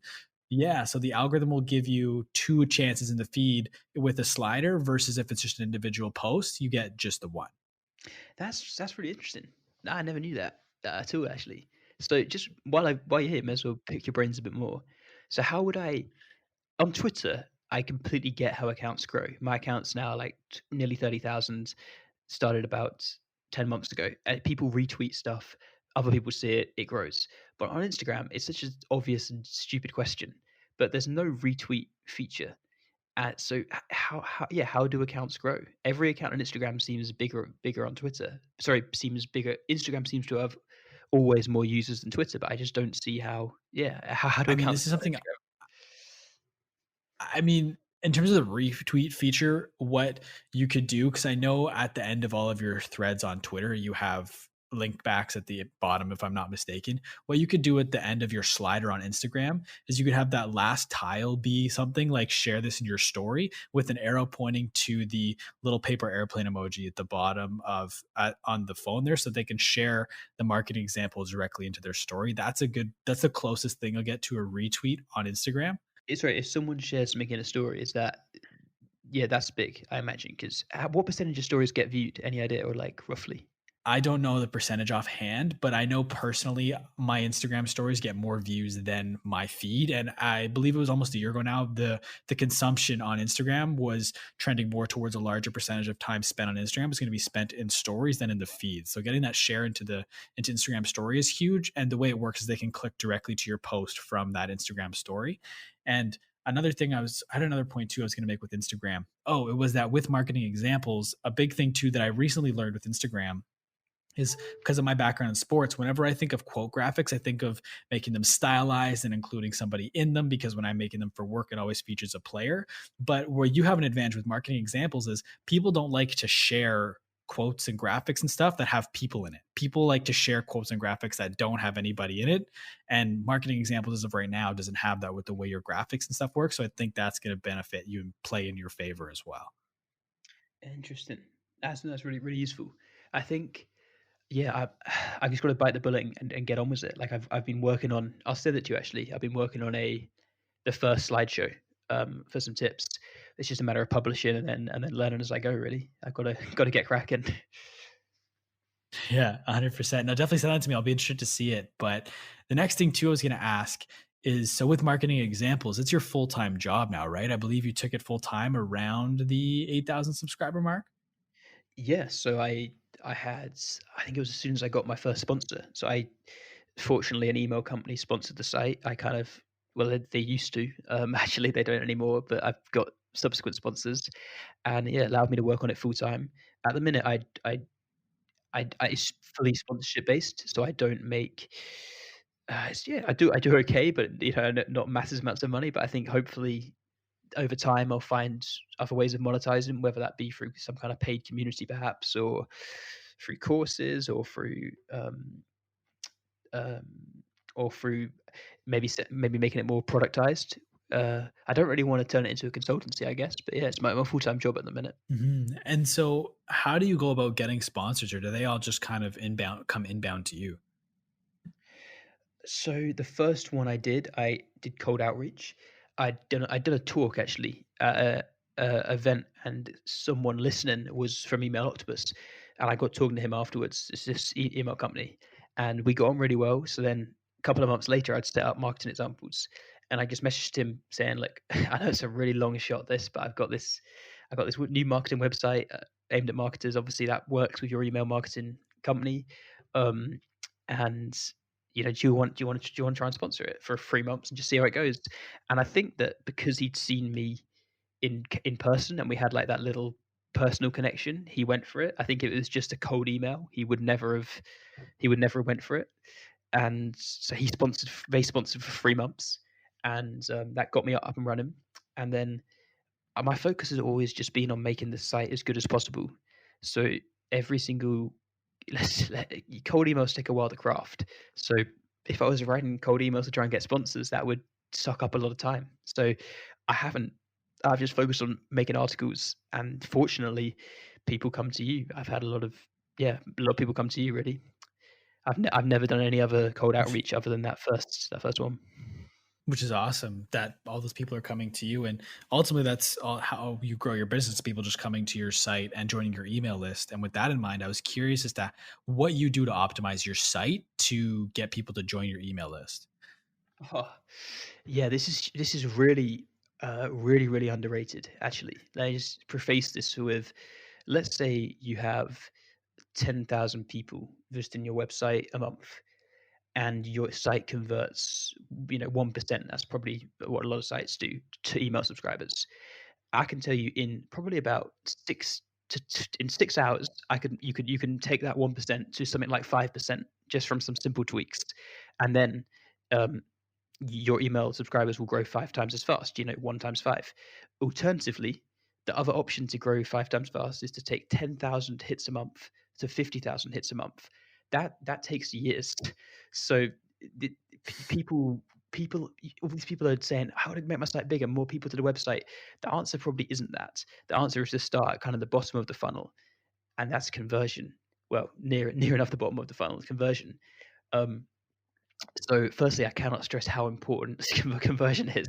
There's sites out there which get 10 times as much traffic as me, but have a smaller email list just because they haven't optimized for conversion. So specifically, um, what you want to do, I think, is um, you don't want to say subscribe to my email list to get updates, because why the hell would anyone ever put their email in for that? It means nothing. You want to be really specific. Explain why is the big thing, why should someone sign up? So I think I say on my one, let's get up the exact words, is, well, I say it quite a few times, but I say join 14,297 marketers getting one practical case study every week.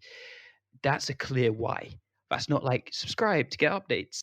No, I'm saying, look, join these people, join marketers, and there's the social proof there, 14,000 of them getting one practical case study every week. Underneath, real startups, actionable tips, 2-minute read, less than 0.4% unsubscribe, free forever. And then the call to action is upgrade my marketing. There's a little thing in call to actions whereby, actually, sorry, people say call to action. A call to action is subscribe. What people actually want is the value. So I say, don't write call to action so much. Write call to values. Upgrade my marketing. You're showing them the value. That's not the action is the action is subscribe, but the value is become a better marketer. That's what people want. So I rarely would say subscribe. I don't think on my site. So the first tip is just have a clear why. What are you actually offering them? And if you run a podcast, you can still grow a big email list. You just have to change your why a bit. So instead of saying a good why, but not a great why, would be subscribe to get updates when new podcasts launch. Okay, pretty good, but I'll probably see them on Spotify anyway. So how could you make that better? You could write. I'll actually read off one, which makes it better word for word. Is hold on.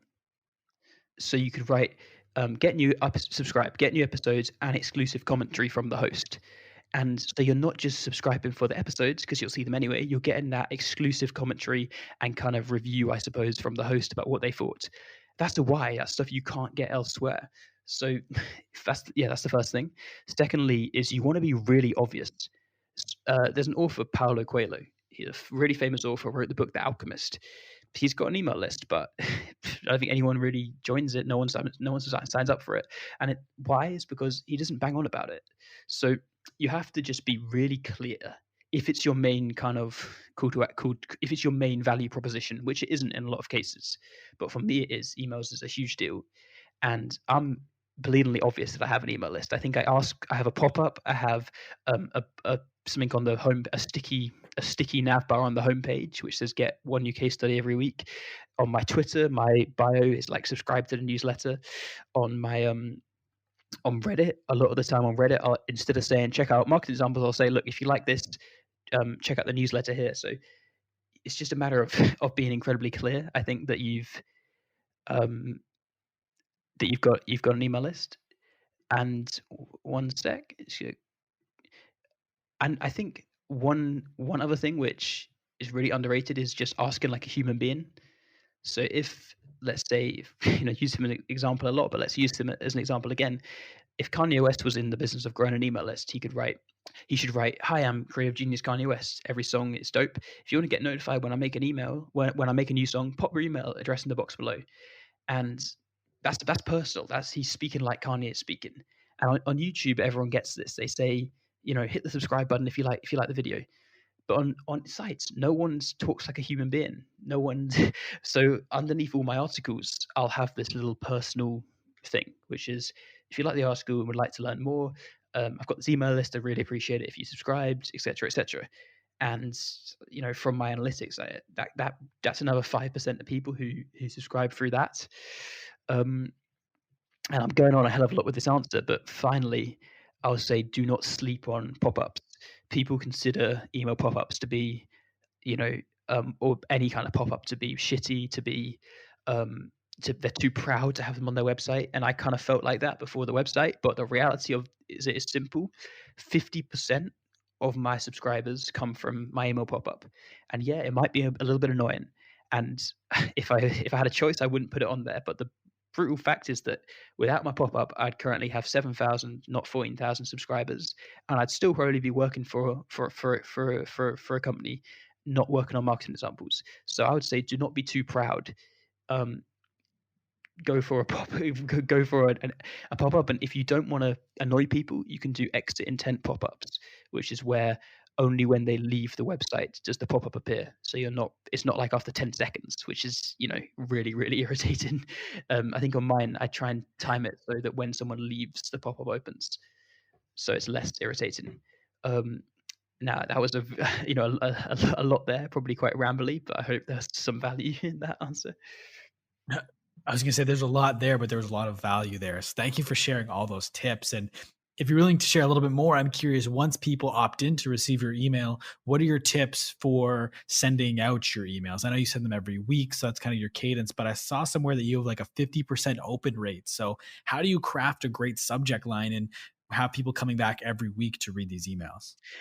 Two things. So first thing, which I think really everyone should do, is emails get lost in the promotional folder. It's a lot especially if you use Gmail. So if you use Gmail and you've got like a personal Gmail, you've got the I can't remember what the folder is, but the promotional folder is where emails go to die, really. You wanna stay out of there. So how do you stay out of there is when you send a welcome email, you write in it clear instructions about how to whitelist or how to add to contacts list essentially. So I think my welcome email is along the lines of, whilst you're here, one favor to ask is that you whitelist this email address. It prevents the marketing tips going to spam. On Gmail web, click the three dots, add to contact list. If you're on iPhone, swipe left, click more, and then mark not as junk. And yeah, these instructions aren't the coolest, but they really help open rates because otherwise people just yeah, the emails slowly but surely are just going to drift into junk, going to drift into promotions, and you're not going to see them. And it works. That's a big part of my open rate. The other aspect of my open rate, which I don't think many people do, and I'm not sure it's worked for me, but is that my subject line is the same every single week. And the reason why I do this is I do not want my open rate to be tied to clickbait subject lines.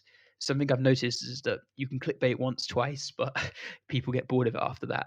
And you're kind of in a game where you're trying to come up with a new title. It's kind of like what's happened to Jake Paul, the YouTuber. If you're always trying to come up with this great title, people just think, well, that's not true. And you end up lying about, I don't know, getting someone pregnant or some bullshit like that. So I didn't want to fall down that spiral. So every email is just market examples, 0, 34. I actually noticed that on your, podcast, you do a similar thing with the, on Instagram with the visuals. I've seen the, I can't know how to describe it. You know what I'm talking about? Like the audiograms?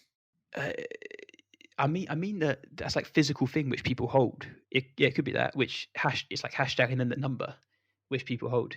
Oh, the light box. Yeah, sorry, I Light understand what you're saying now. Yeah, the light yeah, box. yeah. So the idea was just for me is just that that means your open rates are steady. So I don't have massive fluctuations. And yeah, good subject lines are a big deal. If you're writing a Black Friday email, you want to have a great subject line. But for me, it's just I don't want to rely on. I don't want to go on the clickbait routes. Everything's just the same. So that kind of points to then that the reason you have such a good open rate is because you deliver such good content every single week. And I'm curious if what your process is for writing these case studies. Where do you find these examples? How do you find these insights? Which I think doubly interesting about the fact of all these amazing insights that you pull is that you don't have any traditional marketing experience. You didn't go to school for marketing. You've never actually had like a marketing job up until now. So where do you find the case studies? How do you find your insights? And I'm hoping too you can share a little bit about your 5-hour creative work rule that you have as well. Oh yeah, of course. So um, firstly, where I come up with the examples is everywhere and anywhere. I'm like a police dog sniffing for crack. Like if I see an example somewhere or like someone's mentioned something I like, I'll go deep into it. They come from everywhere. Sometimes someone messages on Slack like a little one-liner, which is someone mentioned something about how marketing tools, just intercom and were killing off their SEO, and I just talked to this guy for an hour about it, and turned out to be a really really good article. A lot of the time, it's just reading. So I wrote one about Nike's how Nike sold its first shoes, kind of the power of word of mouth, and how they went to all these track meets and sold shoes in the back of their car, and how direct it was. And that just came from the book Shoe Dog by Phil Knight. A lot of the time, I try and eat my own dog food, so to speak. So I've wrote about growing 2,000 subscribers from my product hunt launch. I've wrote about my own welcome email flow, which I kind of talked about, which is stuff which I know I know works.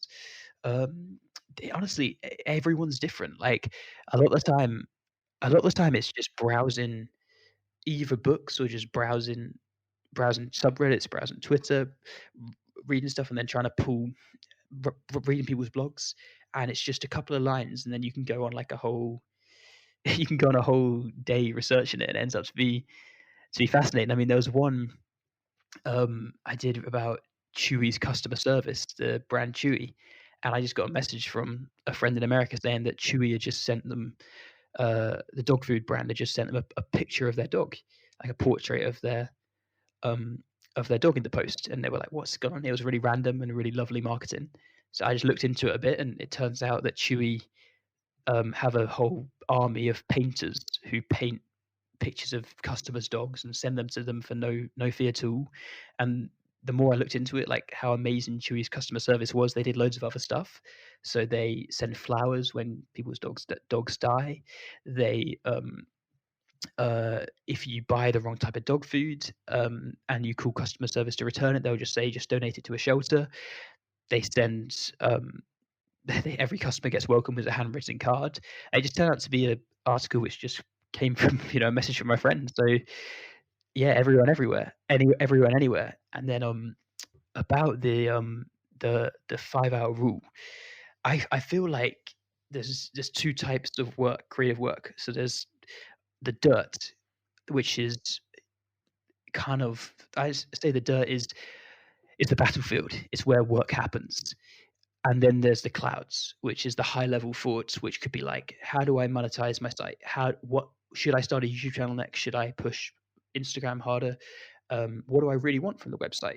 Do I want to work on it for the next 5 years? The really kind of higher level thoughts. So there's the cloud and the dirts, and you want to be working in one of those at all times.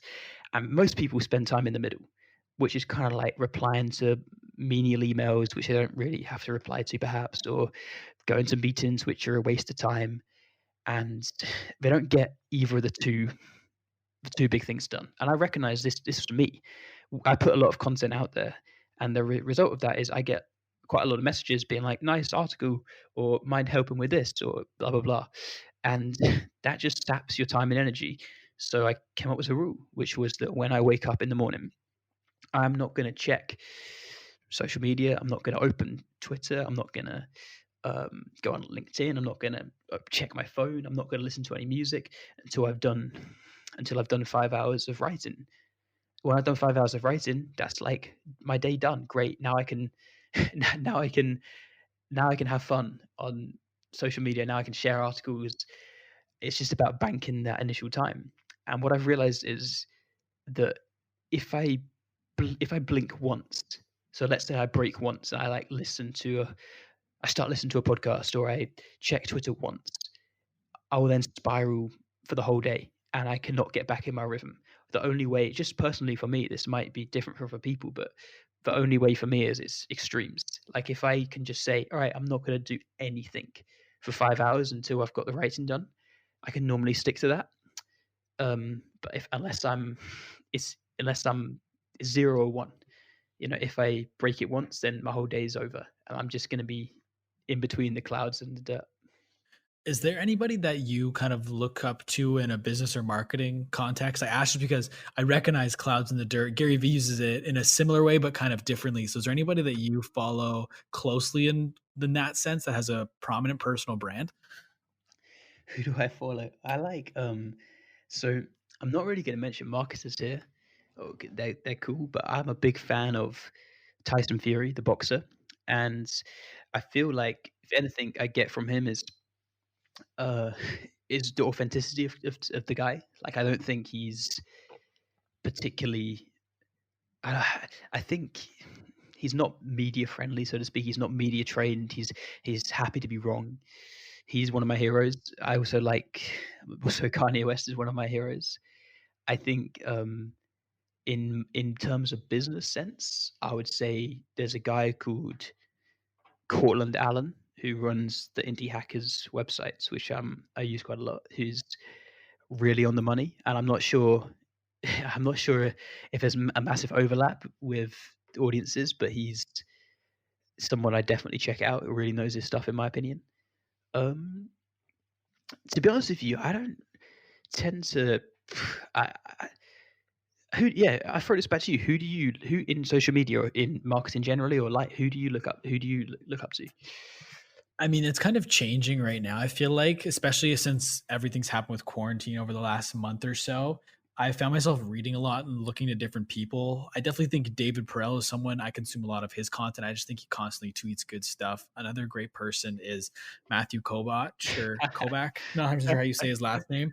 You know who I'm talking about, though. Forest, He's Forest. consistent, always tweeting really good stuff. I think Gary Vee, I have to throw him in there just because he's someone that I followed pretty closely for the last couple of years. My consumption on him's down a little bit lately, but those are three that come to mind right now in terms of people that I'm consuming a lot the Okay, last little bit. that's interesting because like Matthew Kovacs a lot as well. He's good on very good on Twitch. I've learned a lot from him. I sometimes think, okay, let's just talk about. I don't want to get down too much of a rabbit hole, but why do you think Matthew Kovacs has done so well? He's killing it on Twitter right now, undeniably.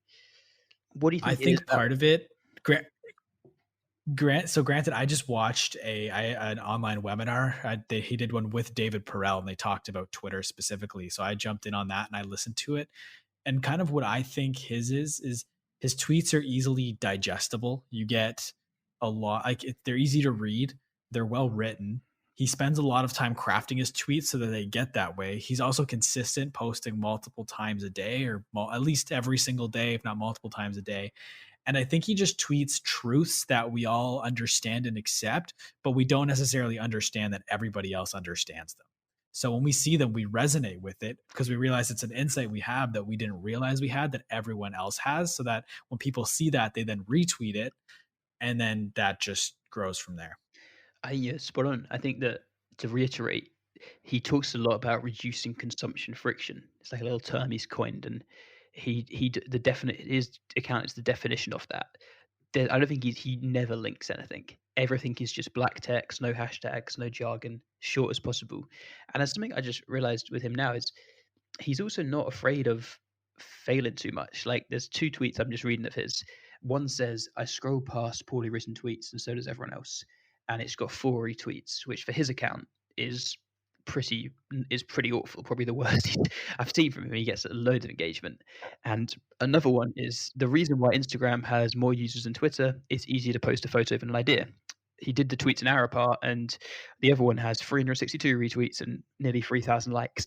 And I think, in a way, one of his strengths is that I think posting bad content is considerably worse than posting nothing at all. But at the same time, you don't want to be too proud that you're afraid to fail.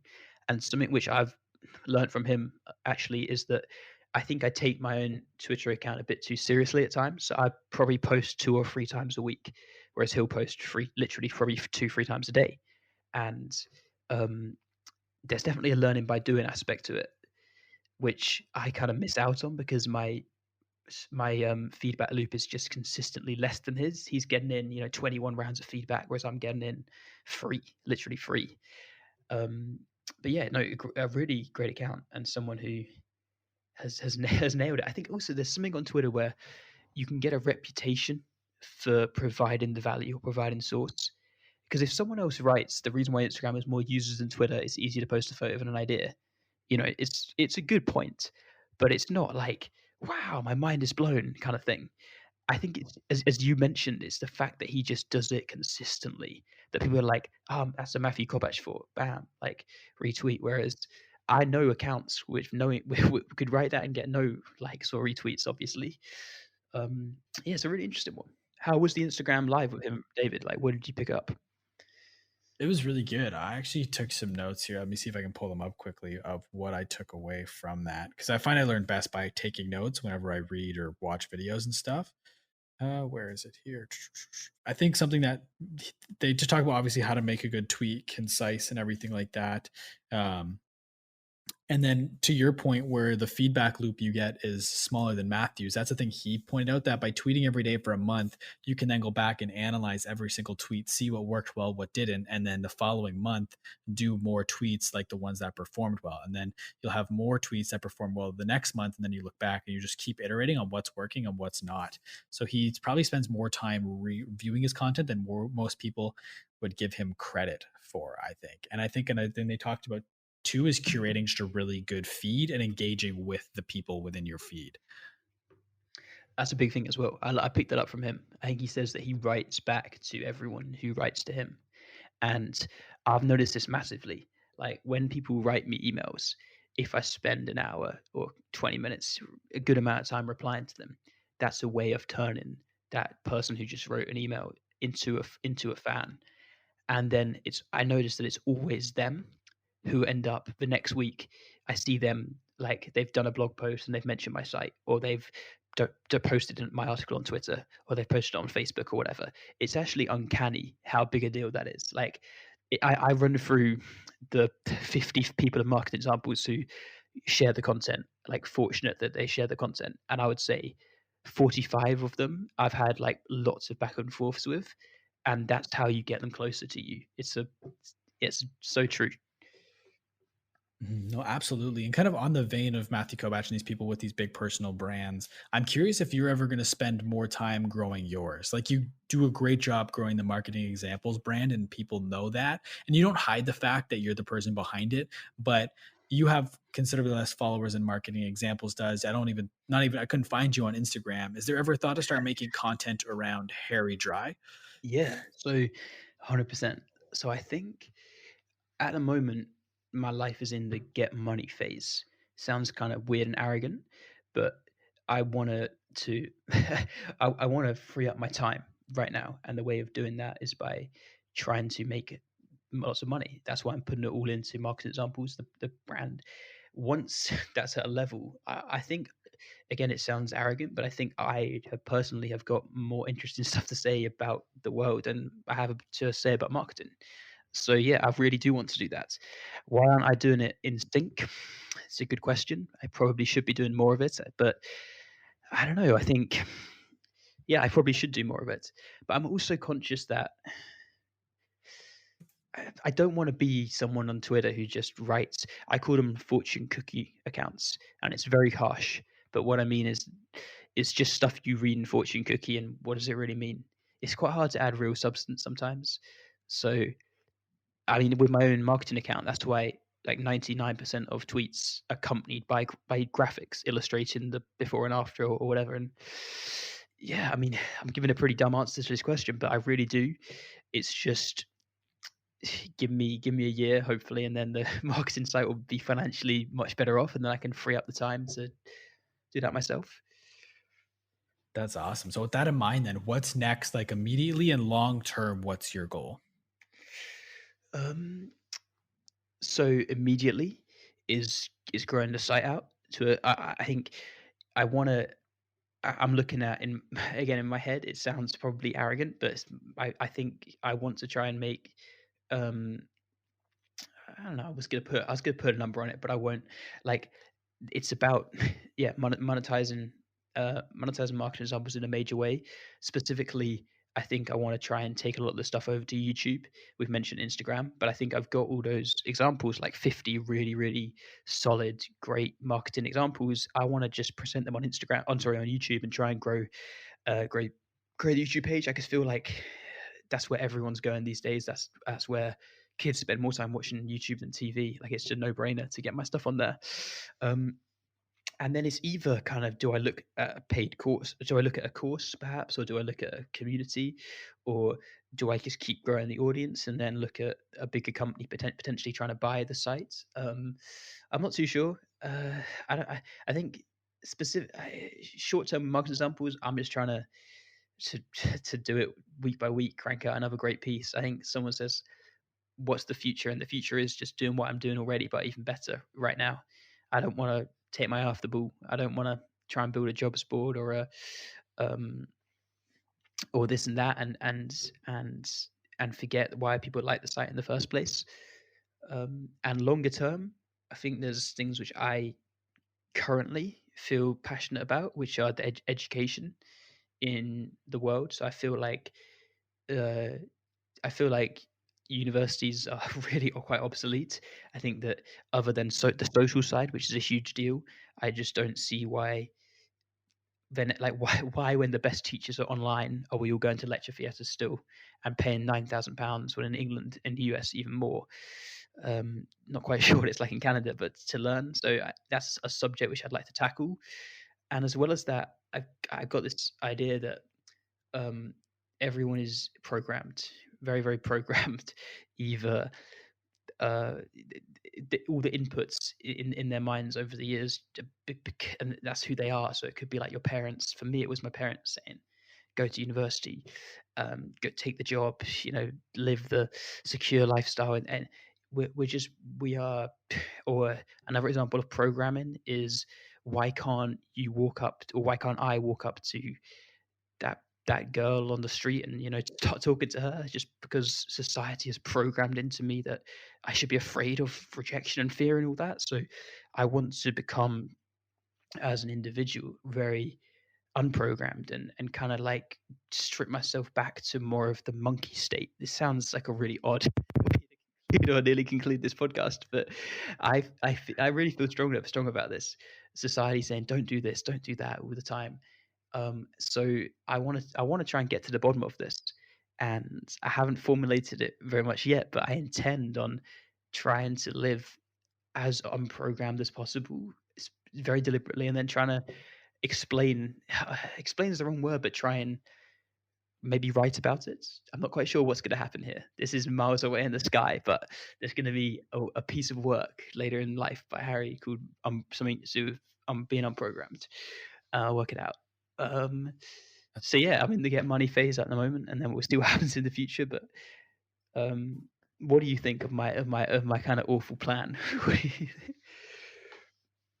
I mean, I don't, it's tough for me to make any like judgments off the bat. I think it's going to kind of come to form more so over time, right? Like right now, I think it's like you said, it's kind of miles away up in the sky. But as you progress through life, I think you'll kind of be able to flush it out more and really understand what that looks like. Yeah, I agree. I think hopefully a year and a half, 2 more years, right, writing and marketing. I always like writing on marketing, so that will happen forever, I think. But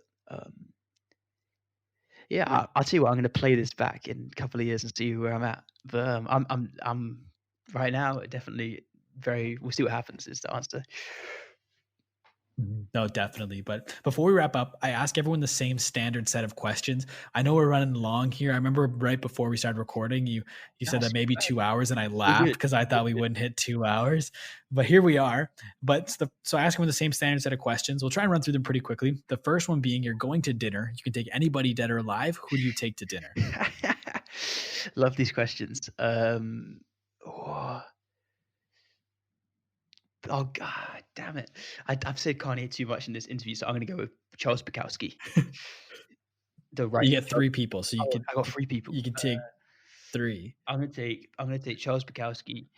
I'm gonna take Muhammad Ali, and I'm gonna take my my my granddad, but currently he's got dementia, so he's not quite with it.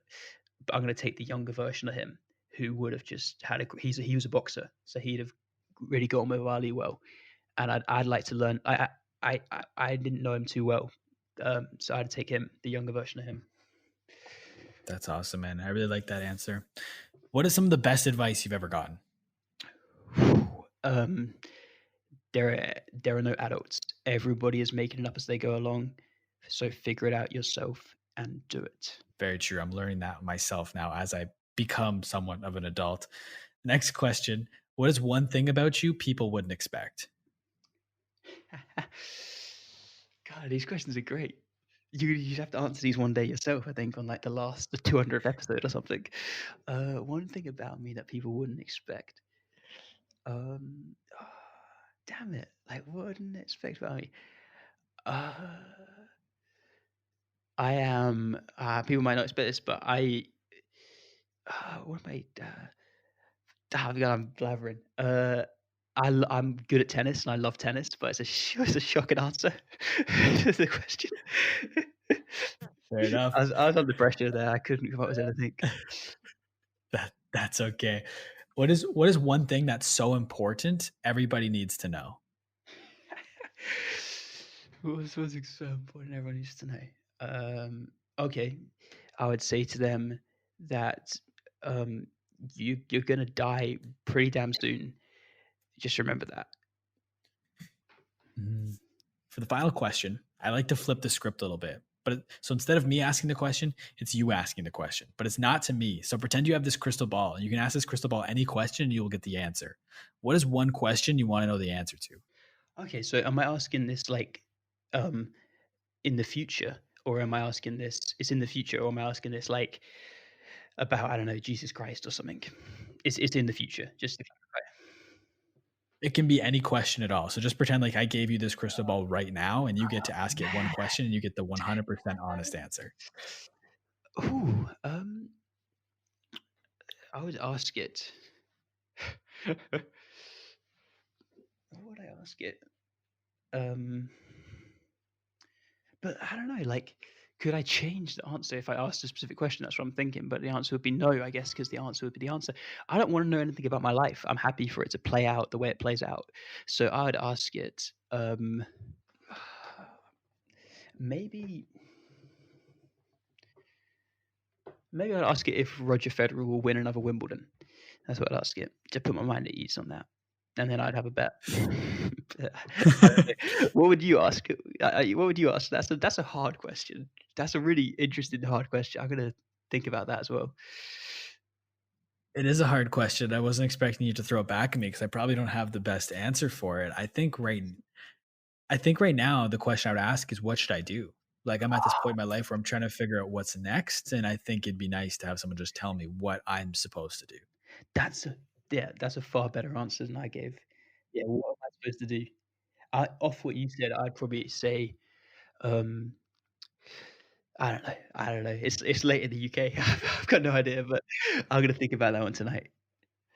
Fair enough, man. But I want to thank you so much for sitting through this marathon podcast with me. I think there's a chance that this is the longest one ever. I know the Just Dustin one, the Red Romita one, those stretch past 2 hours. This one might be up there as one of the longest podcasts I've ever done. So I want to thank you. Like you said, it's late in the UK right now. It's after 11 p.m., I believe. So thank you so much. I want to give you the floor. Where can the people find you? Where can they find marketing examples? Plug everything and anything that you got right No, now. well, firstly, Jacob, genuinely, thanks a hell of a lot. Like I've never had, um, yeah, there was, I don't even know half the stuff you mentioned about me. I'd forgotten about. It was that good, that interesting to go back in time. So I really enjoyed the trip talking about all my old stuff.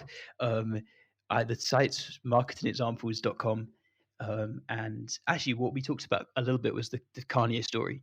So it's just the kanyestory.com, and it's a bit of it's an odd read, but a fun read. And I think on Twitter it's good marketing HQ. And yeah, like feel free to email me as well if you'd like to talk about marketing or you've got any questions or whatnot. It's Harry at marketingexamples.com. Love to love to chat and always down to help. And yeah, thank you for listening, dear listener. You've made it through 2 hours of this. So cheers. Harry, I appreciate the kind words. And I want to thank you once again for being on this podcast. And I want to thank everybody for listening, whether you've listened the entire way through or you only listen to bits and pieces. I really appreciate you taking time to check this out. Everyone, do me a big favor. Go and check out Marketing Examples. Go and subscribe to the email newsletter. I'll make sure everything's linked in the show notes down below. And if you like to follow me, you can find me on Twitter and Instagram at the Jacob Kelly. Feel free to come and say hello. My DMs are always open. If you like to follow the podcast, you can find us on Instagram at My Social Life Podcast or on YouTube by searching up My Social Life. Thank you once again for listening, everybody. We'll talk soon.